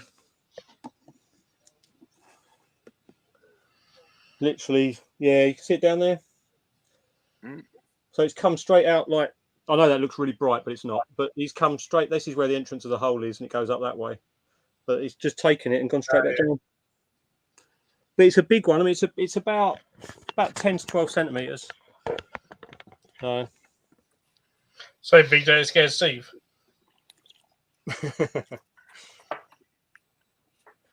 That. Steve got 3-foot tongs for you, Matt. You can borrow. It's alarm clock, Stormtrooper alarm clock. Nice. The backup team. But yeah, it's Steve says he's got some 3-foot long tongs you can borrow. There you go. Rebellia. Sorry, I had child issues. Ones asked who breeds all their own foods. I don't. I do. I breed most of mine. Yeah, I breed also everything. It's like almost like a year and a half I went for food. Do you go downstairs and raid the bins, Phil? Do you go downstairs and raid all the shed? No. Oh, you've all your own in. I get it all through my parents, who they order it straight from one of the wholesalers. Oh, right, okay. I got my mealworms, my Mario worms, my red runners, my dubias. I got too much. I breed most of mine, but I also buy in as well. Yeah, every time I go And I to a also shop as grow well, my own food. I mix. I look for mixed fresh blood in the colonies, because. And if it's too much male dubias, I put them in the freezer. If it's not working. The worst part Because- about the gigas, to be fair, is the fact they just like it so freaking moist, like it's wet. So its water bowl just gets soaking, everything just gets soaking in there. It's like it's not super wet, but obviously you keep the bottom quite wet in one side. Yeah, my other my other cockroaches I have, like the special ones, the emeralds, I keep like drier. Yeah. And I give them always every 2 days or 3 days a fresh piece of fruit, like orange juice or a piece of apple. And the other I keep a bit moisty with water, but not drained wet, because then everything smells and rots and stuff. It's better to keep them a bit drier than too wet, because you have problems. The trouble is with the gigas is they do, you know, they like the real damp environment, don't they? It's and they, because they have it so deep, the bottom part of the soil is quite moist, and all he does is dig all the bottom up, brings it back onto the top. So then the top is wet, and then the wet drains back through. So the whole thing is just like a mess. But Matt, I'm gonna tell you something about my Ermina as well. It's like if I keep the temperature of my room higher, it is like like a little bit over 30 degrees of humid. But if I keep my temperature of my room lower, it raises immediately like 60. So you never trust those the meters. You never trust, because you can keep them easily over wet.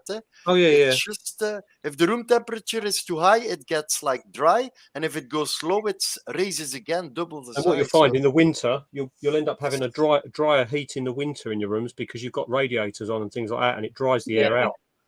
Yeah. Whereas in the summer, even when you think the humidity would be lower, the humidity in the air is actually higher in most of the rooms, because you've got moisture and you haven't got the radiators on. Yep.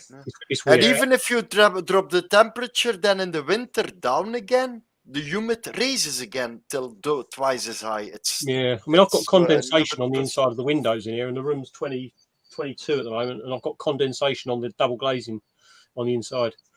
I need to open the windows up and let the air. It's weird. They reckon that you should open the windows and let your air circulate, even though the temperature's going to drop, so that you get all the fresh air come through. Because it's not bad double glazing. Good double glazing normally gives you condensation.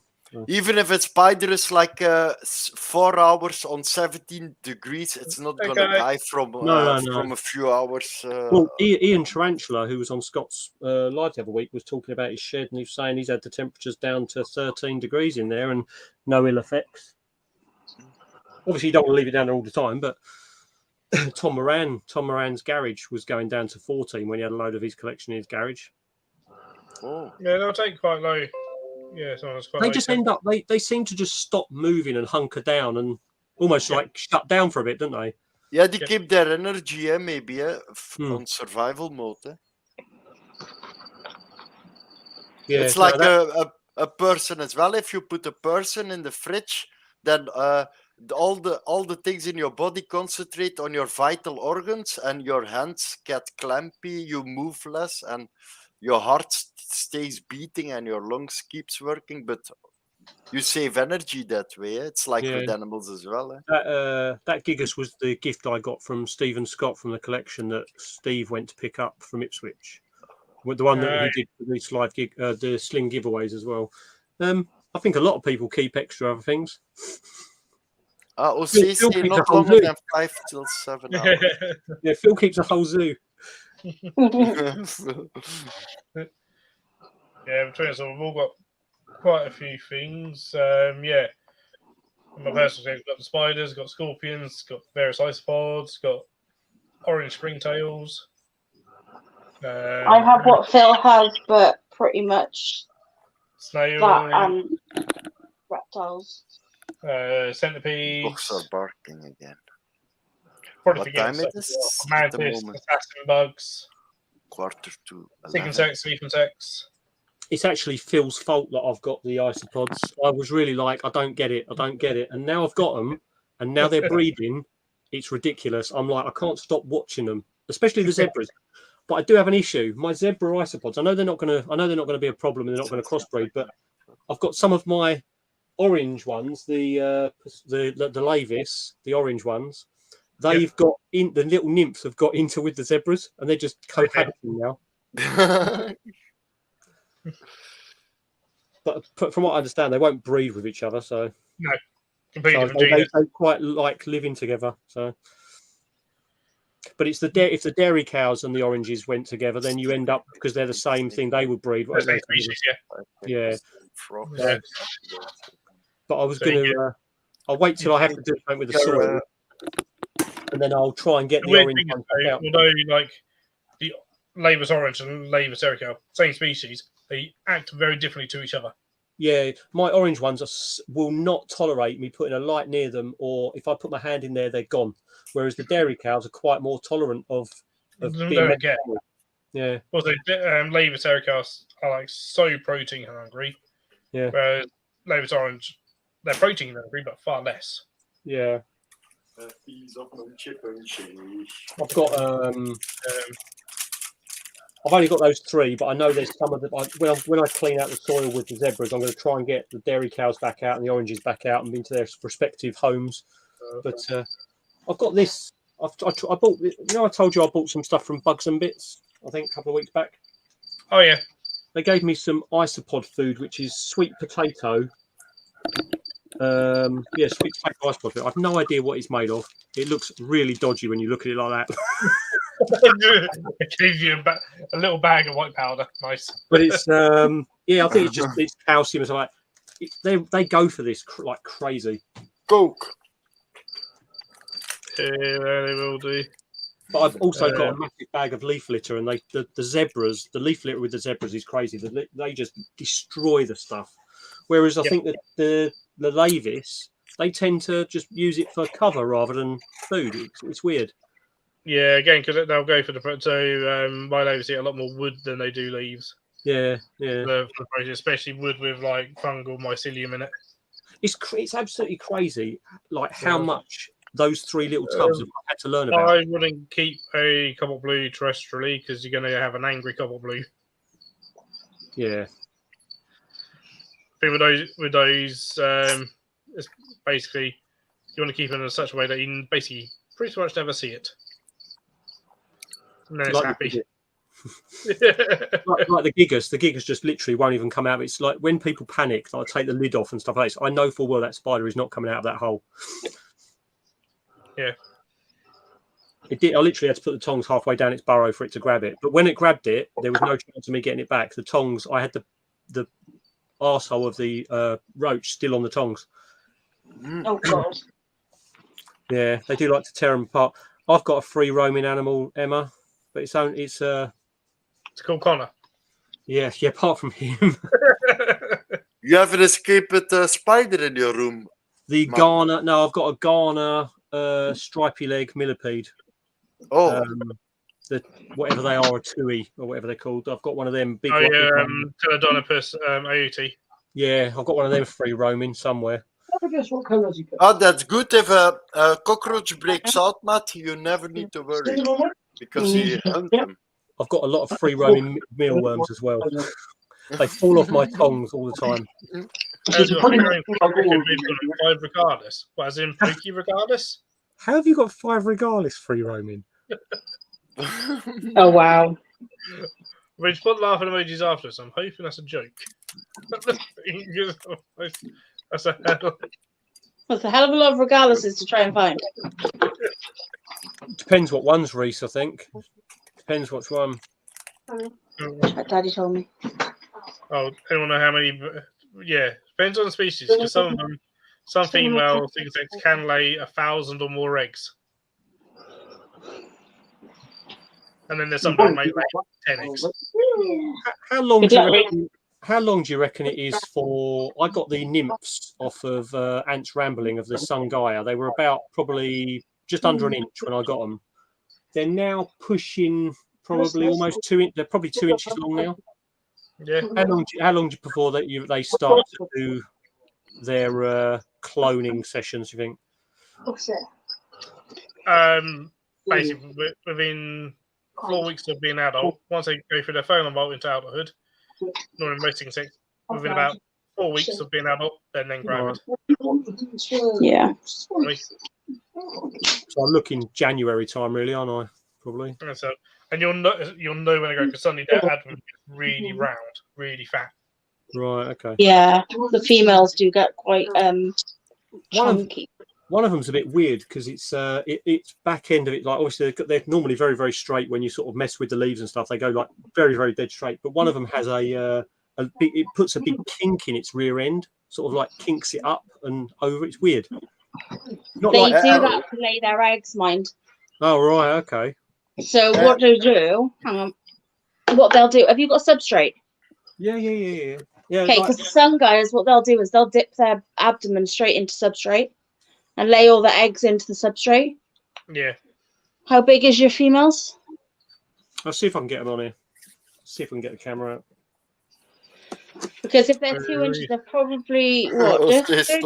They can get to it this big. If you've got Indian insects, yeah, you're gonna have hundreds all up the curtains, Reese. Yeah, good luck, Reese. They'll be everywhere. Can you put your hand behind it? Yeah, hold on. Not fully grown yet. They've got a long way to go yet. There should be 3 in here, I think. Oh, there's one down here. Oh, this one's a bit bigger. Where is it? There. Yeah, no, they get they're quite large.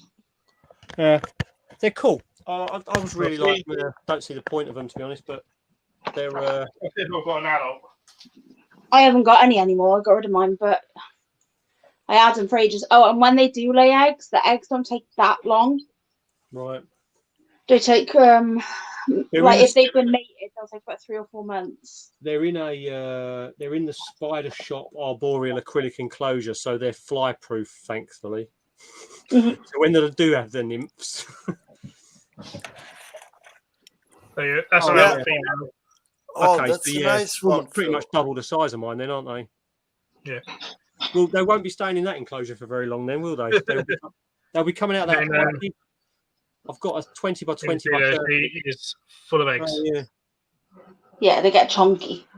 But that's not easy to keep. They all need different leaves. It's like you need to have bags of leaves of all kind of leaves. Right, I pinned this one, but like this is a green bean stick insect. Yeah. So they get really good. These are currently getting ivy at the moment. Phil, do you buy those leaves also at the shops, the animal shops? No, I just got them from the zoo. You steal it. Why not? You naughty person. The trouble is, I'm not sure about the ivy at my place because we've only lived here 20 years. I'm not sure what the soil's like around here, whether things will put in it. So I go down the road, there's a farm. I sort of jump over one of his bushes and go into the middle of the things. He's got a load of blackberry bushes there. I found some good source of the leaves.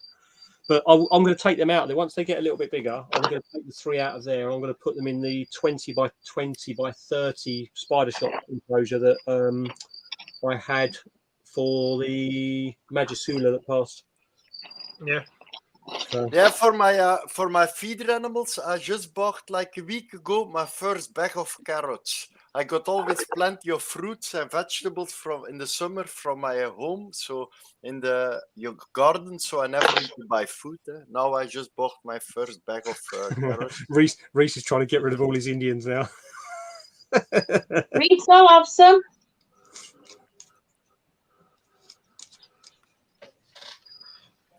Yeah, I never had those. On the screen.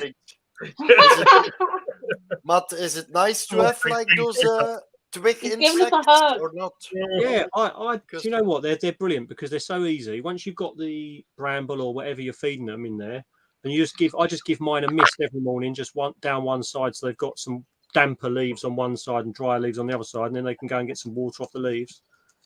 Just leave them to it, but they do wander and they're quite good when you get them out on the hand. They like to wander, so they're really they're quite interactive.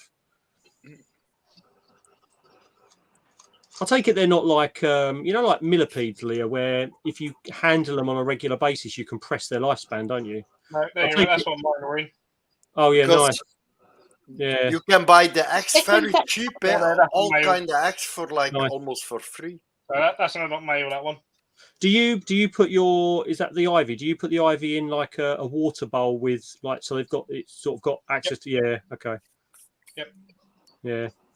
I punctured a hole inside a sauce tub lid and then put a sauce tub of water in there so that it doesn't otherwise it just dries out within like a day. Yeah. And if you chop the top off the leaf also off the branch, it dries out from that as well. So even though I didn't want the new leaves in there, I've taken the leaves off and left the branch so that the whole thing doesn't dry out. You learn quite a bit when you're messing with them things. I found with the more like humid species that you don't like, the ones that leap for a bit more than anything, I'll put it into the soil because I can keep the soil a bit more like damp. And I find that still works. In fact, I've had a couple that sprouted roots from it, so I've actually propagated my own plants. Nice. And I was like, oh, that's really cool. And then they start to grow back, and the stick insects, it's still eating them. I'm like, okay. So, yeah, you'll also, I find as well, and that's a bit different because of all the snow we had. But only winter time, your food plants will last longer in a jar of water than they will do spring and summer. All right. Yeah. Because it's more mature growth. Yeah. Ends up so I've cut down a lot of my phasmids and stuff this year. So I used to breed over 20 species at one point. Nice. When I was at my parents and had the shed and had just everything in that shed. Did you hear the question I asked Leah about the like with millipedes, like if you handle millipedes a lot, you can almost compress their lifespan, can't you? Yep. You shorten millipede lifespan and they stop breeding if you handle them. Yeah, but that's not the same with the stick insects, is it? Because they're quite interactive handler, aren't they? Once they're on your hands, they love to walk. They have a short lifespan anyway. Like jungle nymphs will live maybe sort of sometimes 2.5 years. Right. That's a long lifespan for a stick insect. Yeah. Most stick insects is a year. Some leaf insects it's like 8 months. Right. But that millipede that's running around in your room, is that like a dangerous one, a poisonous one, a scolopendra or something, a big one? No, it's a small one. It doesn't eat it. It's fine. If I had a scolopendra loose in this house, the house would have been moved out of and set fire to. Yeah, because I don't know. DJ cardinal sin. To be fair, Luke did lose a scolopendra in his on the day that he went to the Bedford show. And he still had to go to the show and do the things. So all he did was put fly traps or sticky fly paper down the floor. And when he got home, it was standing there on it. So he then had to remove the the centipede from the tape. You're gonna damage the animal. No, he was fine with it. He knows what he's doing. But it was just like the story. It's like, how would you just leave your flat with that thing loose? I'd be like, look, I can't come to the show, Dad. You're doing it on your own today. I was on a show years ago when. So not the Kettering show that was on like last year or whatever, but back when Kettering was like the biggest show. So I'm talking like, I don't know, 10 years ago, maybe. Right. Whatever. It used to be the largest like invert show. It used to be massive. Someone got one of the big white leg scolopendras and was in the car park, look what I got, and got out there. It was running around the car park after the scolopendra. Oh my god! Like, you idiots! Jesus. You don't take the lid off. Ever. I also had that again years ago at AES show. I think someone asked when Metamorphosis were. I think they were fantastic sellers. They were. I really miss Metamorphosis. Is Steve gone or is he still in chat? No, he's still there. He's still there. So they were. He's actually doing it. Is Mark not online?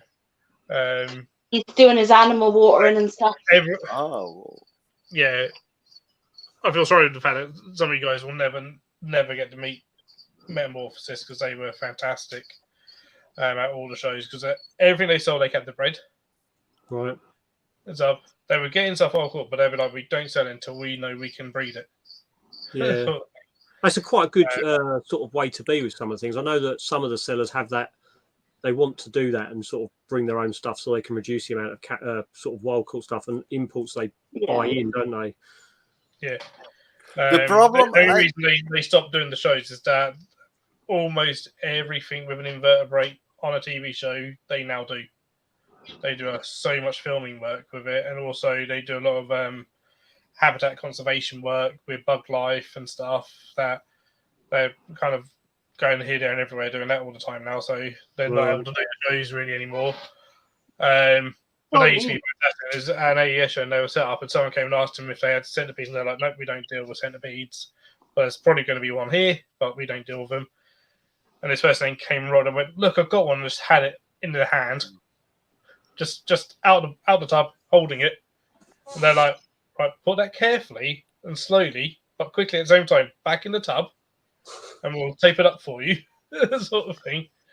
And later, it was cold, so it wasn't moving anywhere. And then they came back later on, and the Scottish parents just doing this around this tub, and they're like, "What's going on?" It's like, "It's warmed up." So I realised what you've done. Jesus. But that was... It does make you worry, doesn't it? I remember that actually, because there was a seller that used to come over from Germany all the time, and he would sell, come over with Scottish Pendras, but they would be in your single Coke bottles, small Coke bottles, and stuff like. Here's a Scottish Pendra, a Coke one, like. You squish it in the. At least there's only one way out, I suppose, when you open the lid. Yeah, I don't want to have that at home. Because he would claim that he bred stuff, and I know, Emma, yours is going to take a bit longer, so that's why I'm doing this one now. Do you know about the Phil or about? Do you know about I struggle with that one? I struggle with that. Look, I give this to my feeder animals, like my Morio worms. It's like the havermout. It's like porridge. Was it oats? Yeah, porridge. But I'm struggling with the moths, and it comes from the big bags I have from the AVAV. It's like a wheat bran. It's full with moths. The little moths fly everywhere. Oh yeah. Wheat bran's a pain. You get grain mites and all sorts in wheat bran. Yeah. Oh, I don't have grain mites, I think, from my wheat bran. No, it tends to come with stuff in it. I don't. I told Tosi as well. Maybe I need to microwave the bag of 20 kilograms of wheat bran. The thing is, the wheat bran's got no nutritional content in it anyway. Really, all they tend to do with it is they'll turn that to, like the mealworms turn it to frass straight away, and that's the best thing they can do to it, because then they can put their eggs in and stuff, and then all you do is put the oats and the bits of fruit or whatever it is you're dropping in with your mealworms to feed them. Because I followed Deve's little beast as a guide to put it as bottom layer. Yeah. It's Chris with his, because he does right. So you're talking about the Red Runner one and the Dubia one that he did, didn't he, Dave, with the wheat bran? If you get Chris he gets chick crumb, which is that I got as well. Yeah, chick crumb as the base for his dubias. That's better. It's full of food everywhere. Rabbit is good. The downside with oats is if there's any moisture, it gets mouldy very, very quick, and the mould will spread on oats really fast. I don't have problem because I'm very careful with my fruits as well. Rabbit pellets. Yeah, I've got rabbit food for my Dubia and the red runners.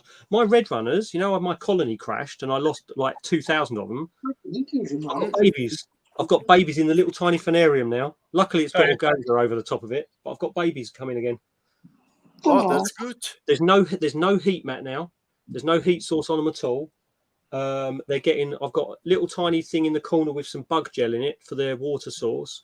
And I'm giving them like lettuce, and they get a little bit of oats and things like that, but rabbit food mainly. What's that, Matt? My red runners. They've I've got baby nymphs red runners again. Yay! Yep. So if I clean out my dubias and my red runners, I'm gonna replace all the wheat bran with the chicken pellets.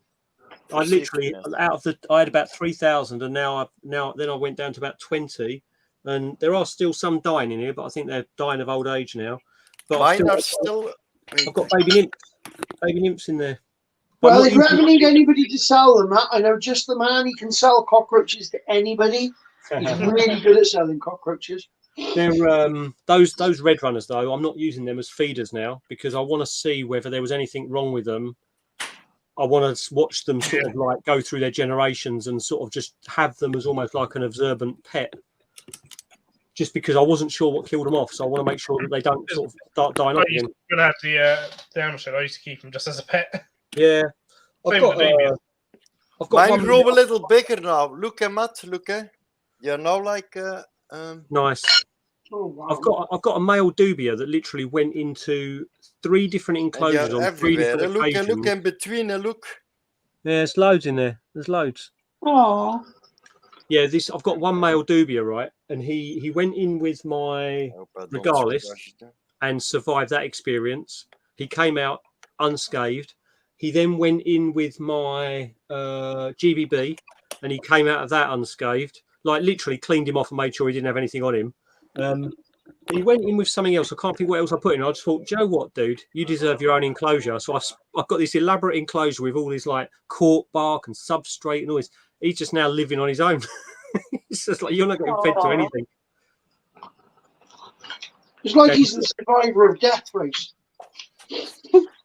Just like he survived 3 experiences, three like annoying tarantulas, and he's now just living in a pub.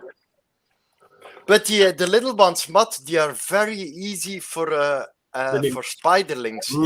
Yeah, They are soft and they are. It's the most baby lamb I've ever had. My issue is I've got the dubias, and I watch them, I like them, and I'm just sitting there, and I'm like, yeah, I hate using them as feeders, especially the way the beardy munches them. And think like, you poor little, I feel so bad. I use a chicken crumb. All right. And a termite infestation in the raptor. Yep. I've got my ones, Steve, are on cocoa fiber, bone dry cocoa fiber, and I've got a massive plant pot for the feeder part of it, so it doesn't. And that's got chick crumb and bug grub and like the bug gel. But it's not if somebody get mites from chicken pellets, everybody get mites from chicken pellets. It's maybe sometimes it can be infested with some eggs. It can be a batch, it can be where the wholesaler's keeping it, it can be anything. Yeah, it can be also in the store, like it comes good from the company. I had grain mites. So I had a mealworm colony a few years back, like right when I started out, and we had a grain mite issue. And I'm telling you now, to get rid of it was an absolute Oh my God, we pain. stripped the kitchen, didn't we? No, not the kitchen, the front room. We stripped the entire front room right down, and then we white vinegared everything because obviously it's like basically like an alcohol, so we just sort of went over with that. And then we just basically dried everything out that was in the vicinity of it. Luckily, I didn't have very much at that time, so it wasn't too much of an issue. I only had like a couple of cockroaches, mealworms, and a couple of things. The food for my beardy.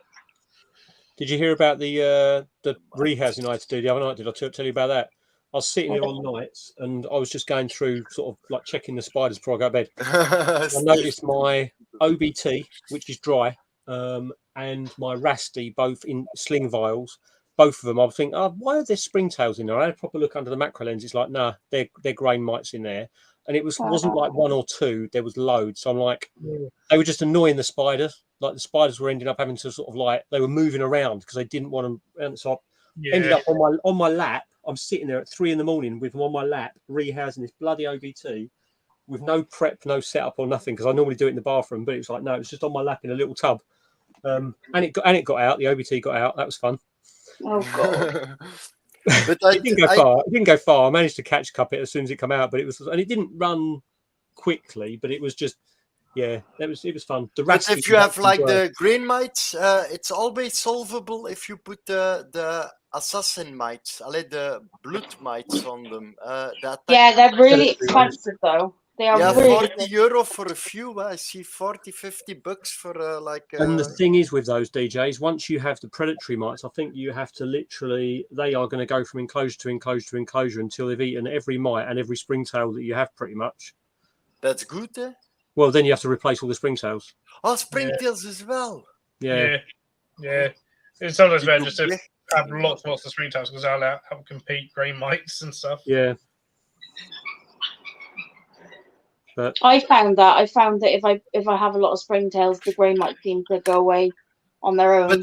But I prefer to have all my tails dead than all my spiders dead. Well, that's if why it's, I, in that case. oh yeah, definitely. And grey might kill your spiders though. I think grey mites are all right. Grey mites won't annoy them, but they won't Yeah. because they'll feed on they'd feed on them if they died.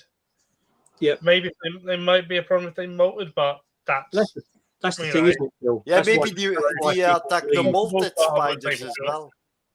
That's why people believe there's an issue, though, don't they? Because they see a dead tarantula and then they see loads of mites on it, and they go, "Oh, the mites have killed my tarantula." It's like, no, the mites are on it because it's dead. Yeah, that's it. Yeah, which I'd say is far more likely.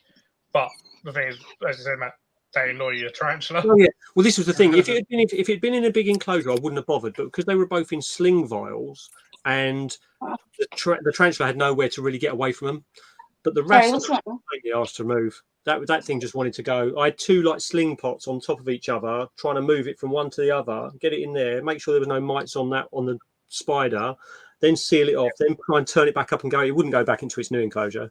But I've got. Night, Steve. Are you going for real before we do the giveaways? Good night, Steve. Now Steve's gone, right, who wants to win stuff?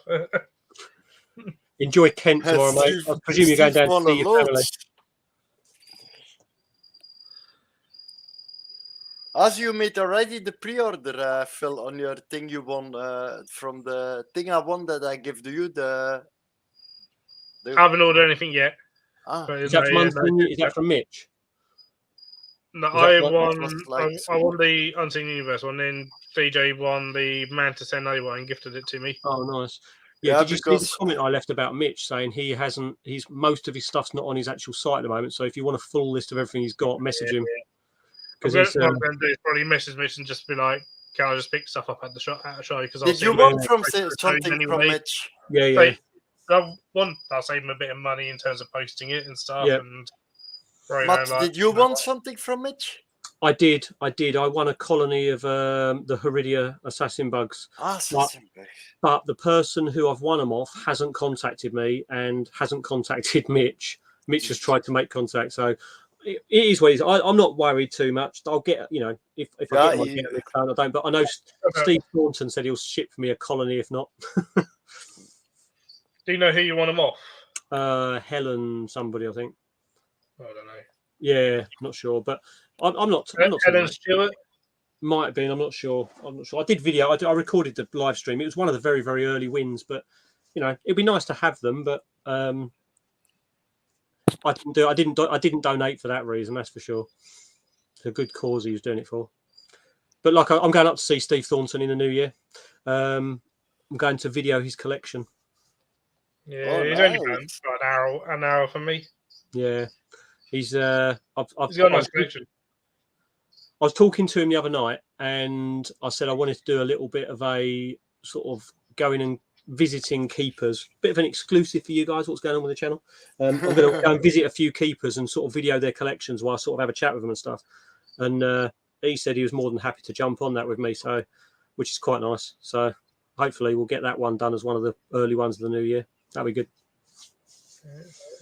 Well, you know where I live. I do know where you live, mate. I know exactly where you live, and I will definitely be putting you on my list as well, buddy. Don't you worry. Especially just for the fact of having the day at the zoo again and then coming to your flat and stuff. It'll be awesome. Definitely be awesome.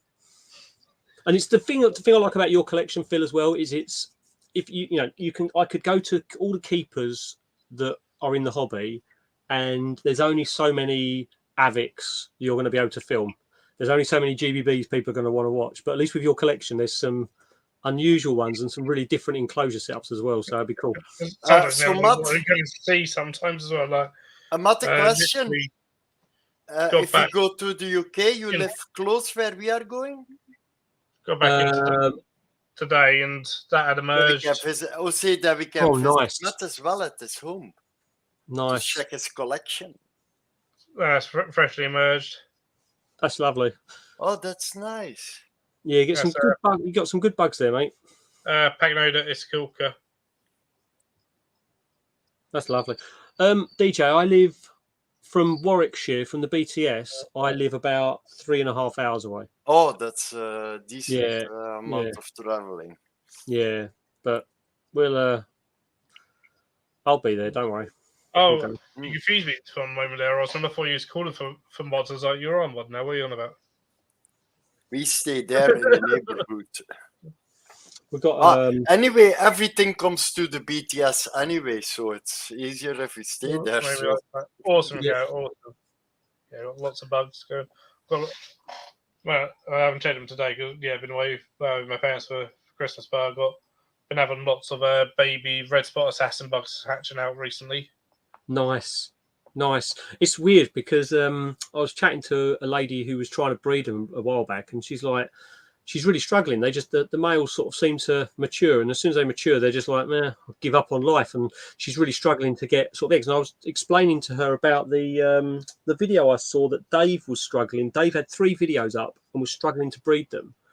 And then he spoke to Steve Thornton, and Steve Thornton said all he does, he puts one of the little tubs in there, like a cricket tub almost, with a lot of damper substrate there, with a little side cut out of it.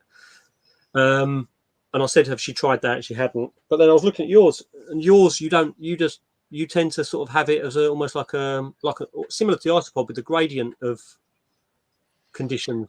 I basically what I do, I spray the whole thing. That's what we do in zoos.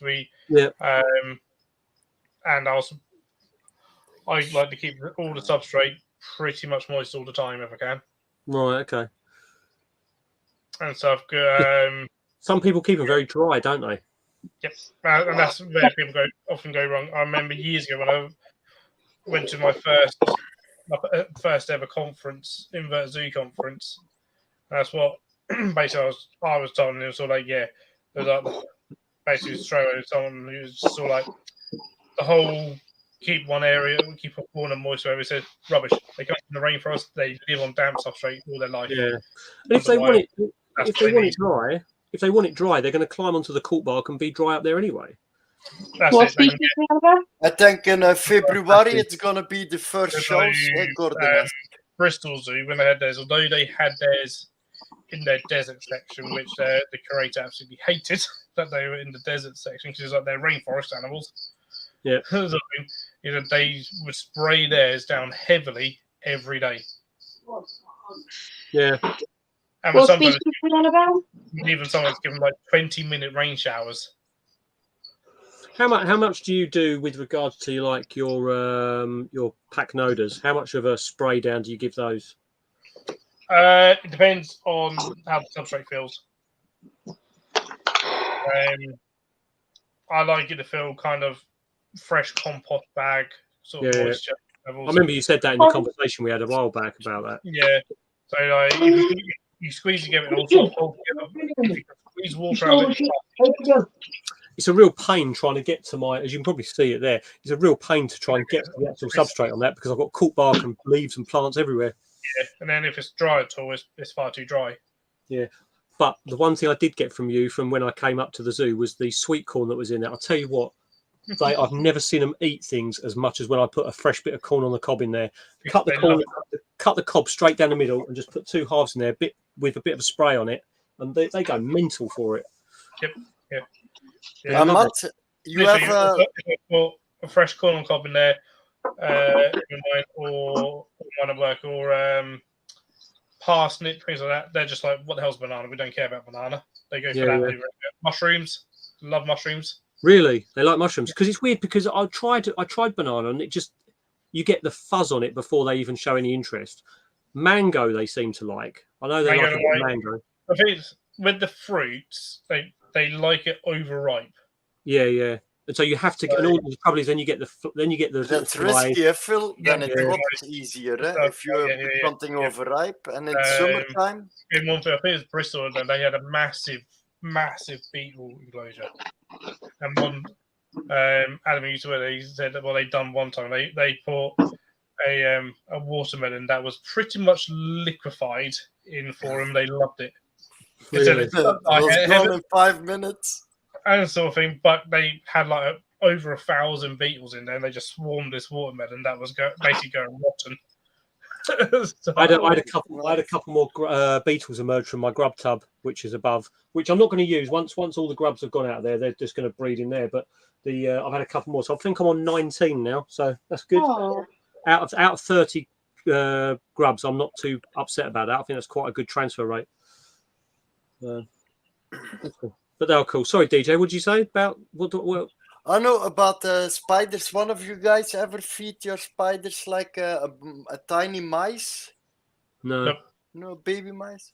No need. Because I told you before, I remember when I was like 14 years old, when I had my first, in the end years of begin 90s or middle 90s, I bought a tarantula from the spider shop built in Antwerp. And we always fed it like baby mice. They told us from the shop we need to feed it little mice, and we give them always little mice. It didn't. It every time eated mice, and he Gordon. sucked them empty. Yeah? I'll chuck all the dates of the shows in the chat in a second. The first one is Seas. It was the end of January. Yeah, I think it's here in Belgium. They begin. The first event is going to be from what is it? VAM, and it's going to be around my town in Hasselt, 5 kilometers from my home in February. VAM event. I think one of my lot of assassins just started calling. Afraid that mice have too much I calcium. heard a weird call. I think it's possibly one of my assassins. Oh, that's not true.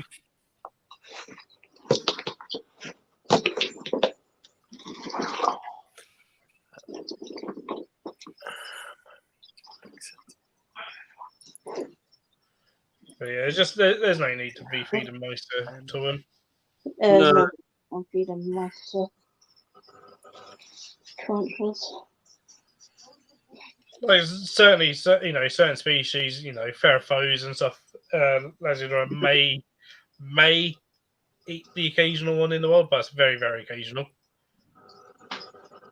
There may be a case that they'd have to stumble across a nest of them, and perhaps they'd have a feed, and then that's it for a year. Possibly. Yeah, the first event from VAM is going to be in Terraria Hasselt at 5 February. Nobody can hear me. Wallpaper I think in the UK they start also all events, Phil, in February? In February? All the January's the first one. January already. Yeah. January 29th for Seas. Yep. Right. I always love the fact that the whole term. Oh, bye, Leah. Did she press a button? Leah's gone. I'm going to give it another 10 minutes anyway before I close the stream anyway. But I always love the fact that the whole term birding spider comes from a painting of the Vicularia. Really? Yep. A Vicularia translates as bird eater. That's interesting, isn't it? And that's where it all comes from. Oh, hi, Leah. We've been Hear me Leah. now? Welcome. Yeah. I was talking away and nobody could hear me. Oh, I didn't realise you were muted. I didn't realise that's what you were doing. I wasn't muted. I just think there's something wrong with my internet because you all started to go laggy. Yeah. So I'm going to give another 10 minutes and then I'm going to close down anyway because I work in the morning and stuff. Oh, fun. You know, Phil, the golden rule, you can always quit your work. Nobody cares. You want to have extra spare. No, you have a good job and you like your job. I need to find somewhere else to live. So, I think, Phil, if you're gonna quit your job, back with my parents, or because I wouldn't be able to afford anywhere else. Phil, if you're gonna quit your job and you need to work in a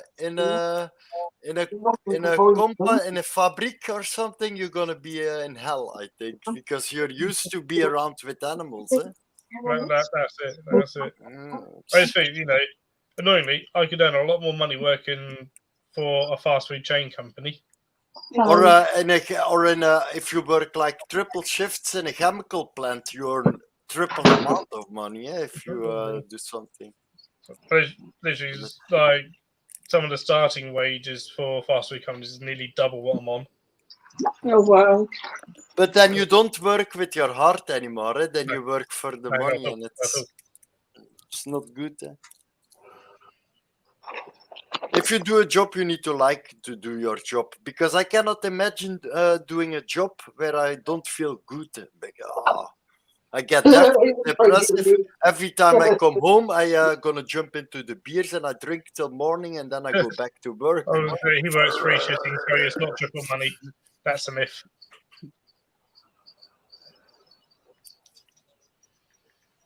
That was a lot of typing. Right, but anyway, they're all the dates. You've obviously got they're just the invert shows. You've obviously got the entomology shows as well. On top of that, you have the Midlands one at the start of the year and at the end of the year. April and then December, isn't it? AES and IHS. You've got the Kempton one, and you've got all the other things on there. But they're all the ones apart from. IHS is only going to be 2 shows in next year as well. They're not doing 4 shows; they're only doing 2 shows. Oh right. Yeah. Be interesting to see. I think I've seen people have said the London one is round by Ruislip or something. So it'd be an interesting one because that's northwest London, but it's not really in London. So it'd be an interesting one. Yeah, I would. That's whereabouts it's going to be. If I was able to go on my bank account in minus like 1,500, and I had a Visa card of 2,500 euro, and I got a loan of 1,000 euro. Yeah, then you need to work, because you need to pay things. But if you don't have debt and anything, or you don't have that stuff, you can relax. If you don't live a little bit less luxury, you don't need to work for your crap. Oh yeah, it depends where you live over here. It's like I live down in the south. If I didn't live in the south of the country, I'd be a maths teacher. But unfortunately, I wouldn't be able to have my house or afford anything if I lived in this area and was a maths teacher, because it's just ridiculous. The salaries are national. I pay still for 3 years my house like 240 euro a month, and then it's done, and then it's finished, the payment. So I don't have a big bill to pay every month. Yeah. We don't have how do you call it? We don't have a big electric bill. We don't have gas at home. We clean our water ourselves. We pump it up, so we don't have a water bill as well. Only 60 euro for the water we release. So it's cheap living, eh? Emma, the Taunton show's good. It's a nice show. Luke, referring to my Nebo scorpions, unfortunately, I think she ate most of them. Which is a real shame. That's good. But potentially, well, it's the first time she gave birth with me. Who knows if it's her first time ever giving birth, I don't know. But I've still got her, so I'm letting her have a bit of a rest. And then I'll put the male in with her and actually trying to pair them up myself anyway, and actually captive breed them rather than just captive hatching them. Yeah. Oh bless. Oh, the Ashford show's good, Kai. Yeah, I've even never been in Houten, where OC lives. There is also in the Netherlands a big thing. I never been there before in Houten.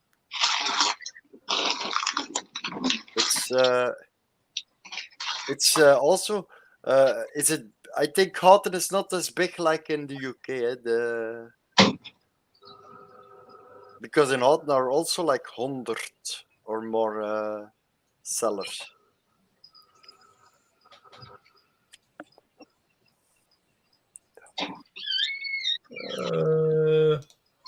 the 27th of February is Yeah, I've Houghton. never been there, Jose. It's like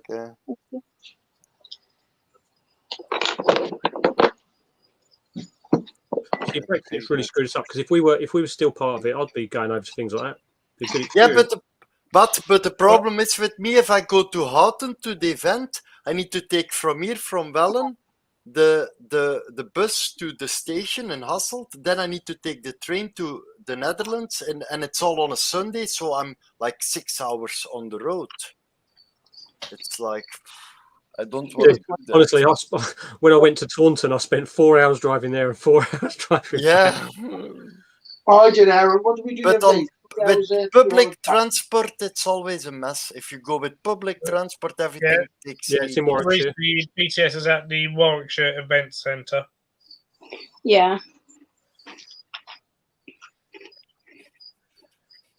We're going to that if we can get a table.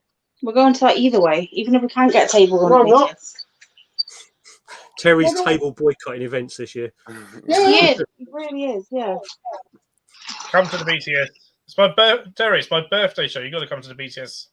Terry, Even what more you is not what you coming need to up do, for him. It Terry, hasn't cost me even more money. you know when you see these kids and they stand outside their house and they have a table and they're selling lemonade or things that they're toys that they no longer use, just do that outside your house. Sell your cockroaches on your driveway.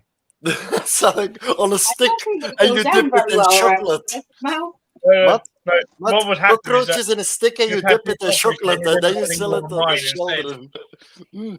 Somebody needs crunchy chocolate sticks. Cockroaches on a stick.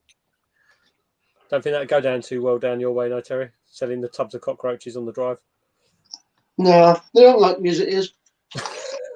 Hey, but fairly, if you have your cockroaches, if you dry them and you feed them always orange, I think if you eat them, they taste like orange juice. Don't you think so? If you always feed them orange, then the No. cockroaches they taste like orange. I don't really want to try that, to be fair, DJ. in my experience, hitting cockroaches tastes a bit like bacon.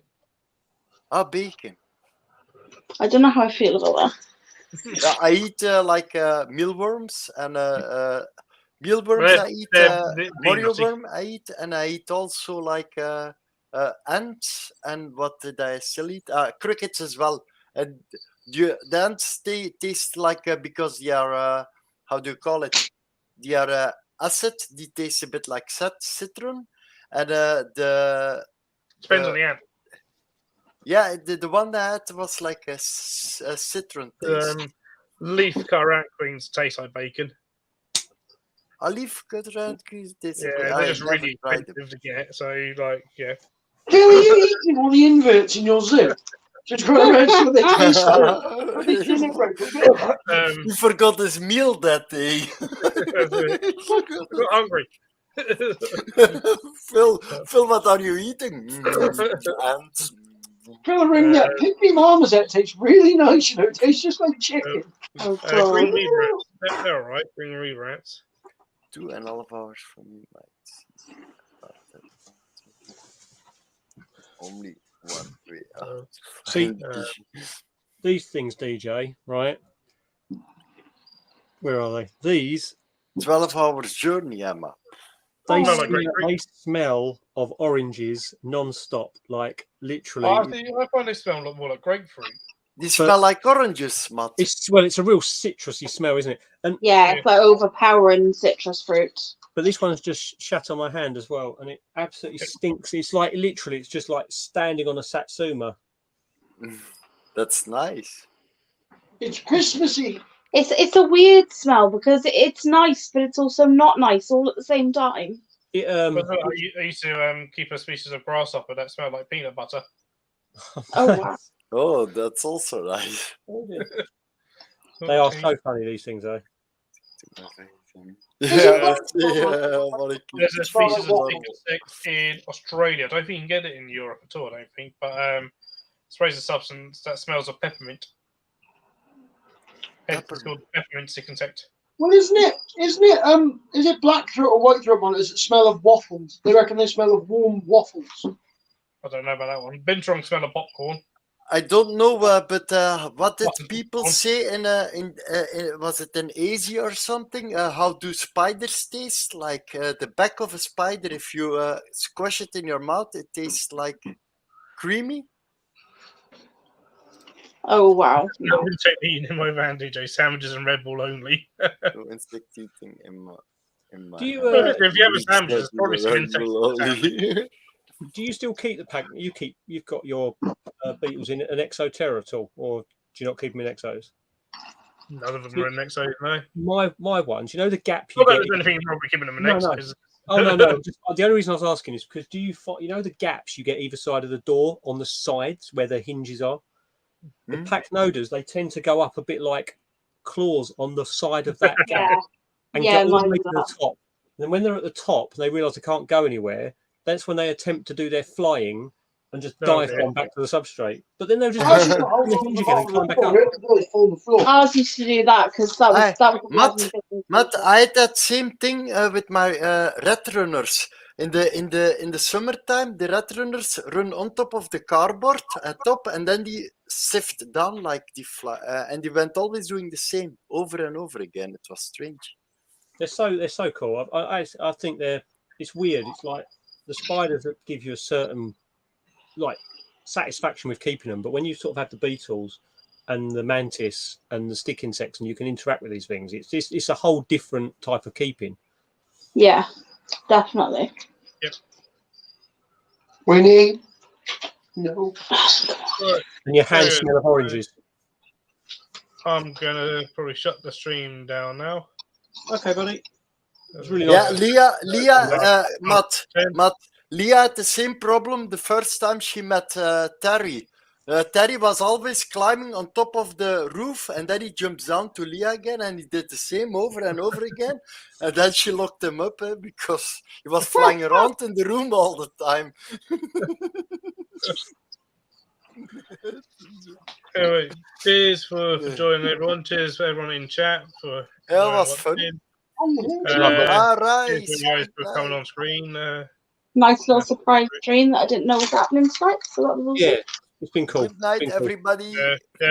Plus Leah forgot that I do Monday streams, and the other night telling everyone about the stream Yeah, schedule. last Completely time forgot I about Monday. I didn't forget you did streams. It kind of slipped my mind to tell people about them. I was quite surprised with Vanessa's comment as well, because Vanessa said, "Oh, it's good to know Phil does a stream on a Monday night." I never knew Yeah, that. she didn't know. Yeah, but if you want, you can do a stream almost every day because it's almost every day. Well, obviously they're not doing enough If stuff. you miss one out, you heard what Scott said last night. If you're too late for a stream or you miss a stream, you never need to apologize because it's all we have a luxury. It's almost. I was saying yesterday that I might do, like, I do my videos on a Wednesday. They come out at 5 o'clock, and then Phil's premieres come out at 7. And what I'm thinking of doing is do 3 weeks, do my video releases, and then on the 4th one, so it's only once a month, do it as a live stream, but do it after your premiere. Might do that. Yeah, that's a good thing to fill up a gap. Yeah, then I haven't got to worry too much about what I'm filming content-wise as well. I've got 3 weeks, and then I can sort of have a rest. Yeah, well, I'll give it a go and see how it goes. Yeah, just be me and Leah talking probably. Right. No, it's been good today, Phil. Appreciate it. Yeah, good night, everyone. Cheers for joining. Good night, everyone. Again later. Hope you all have a good night. Cheers, guys. Night, everyone.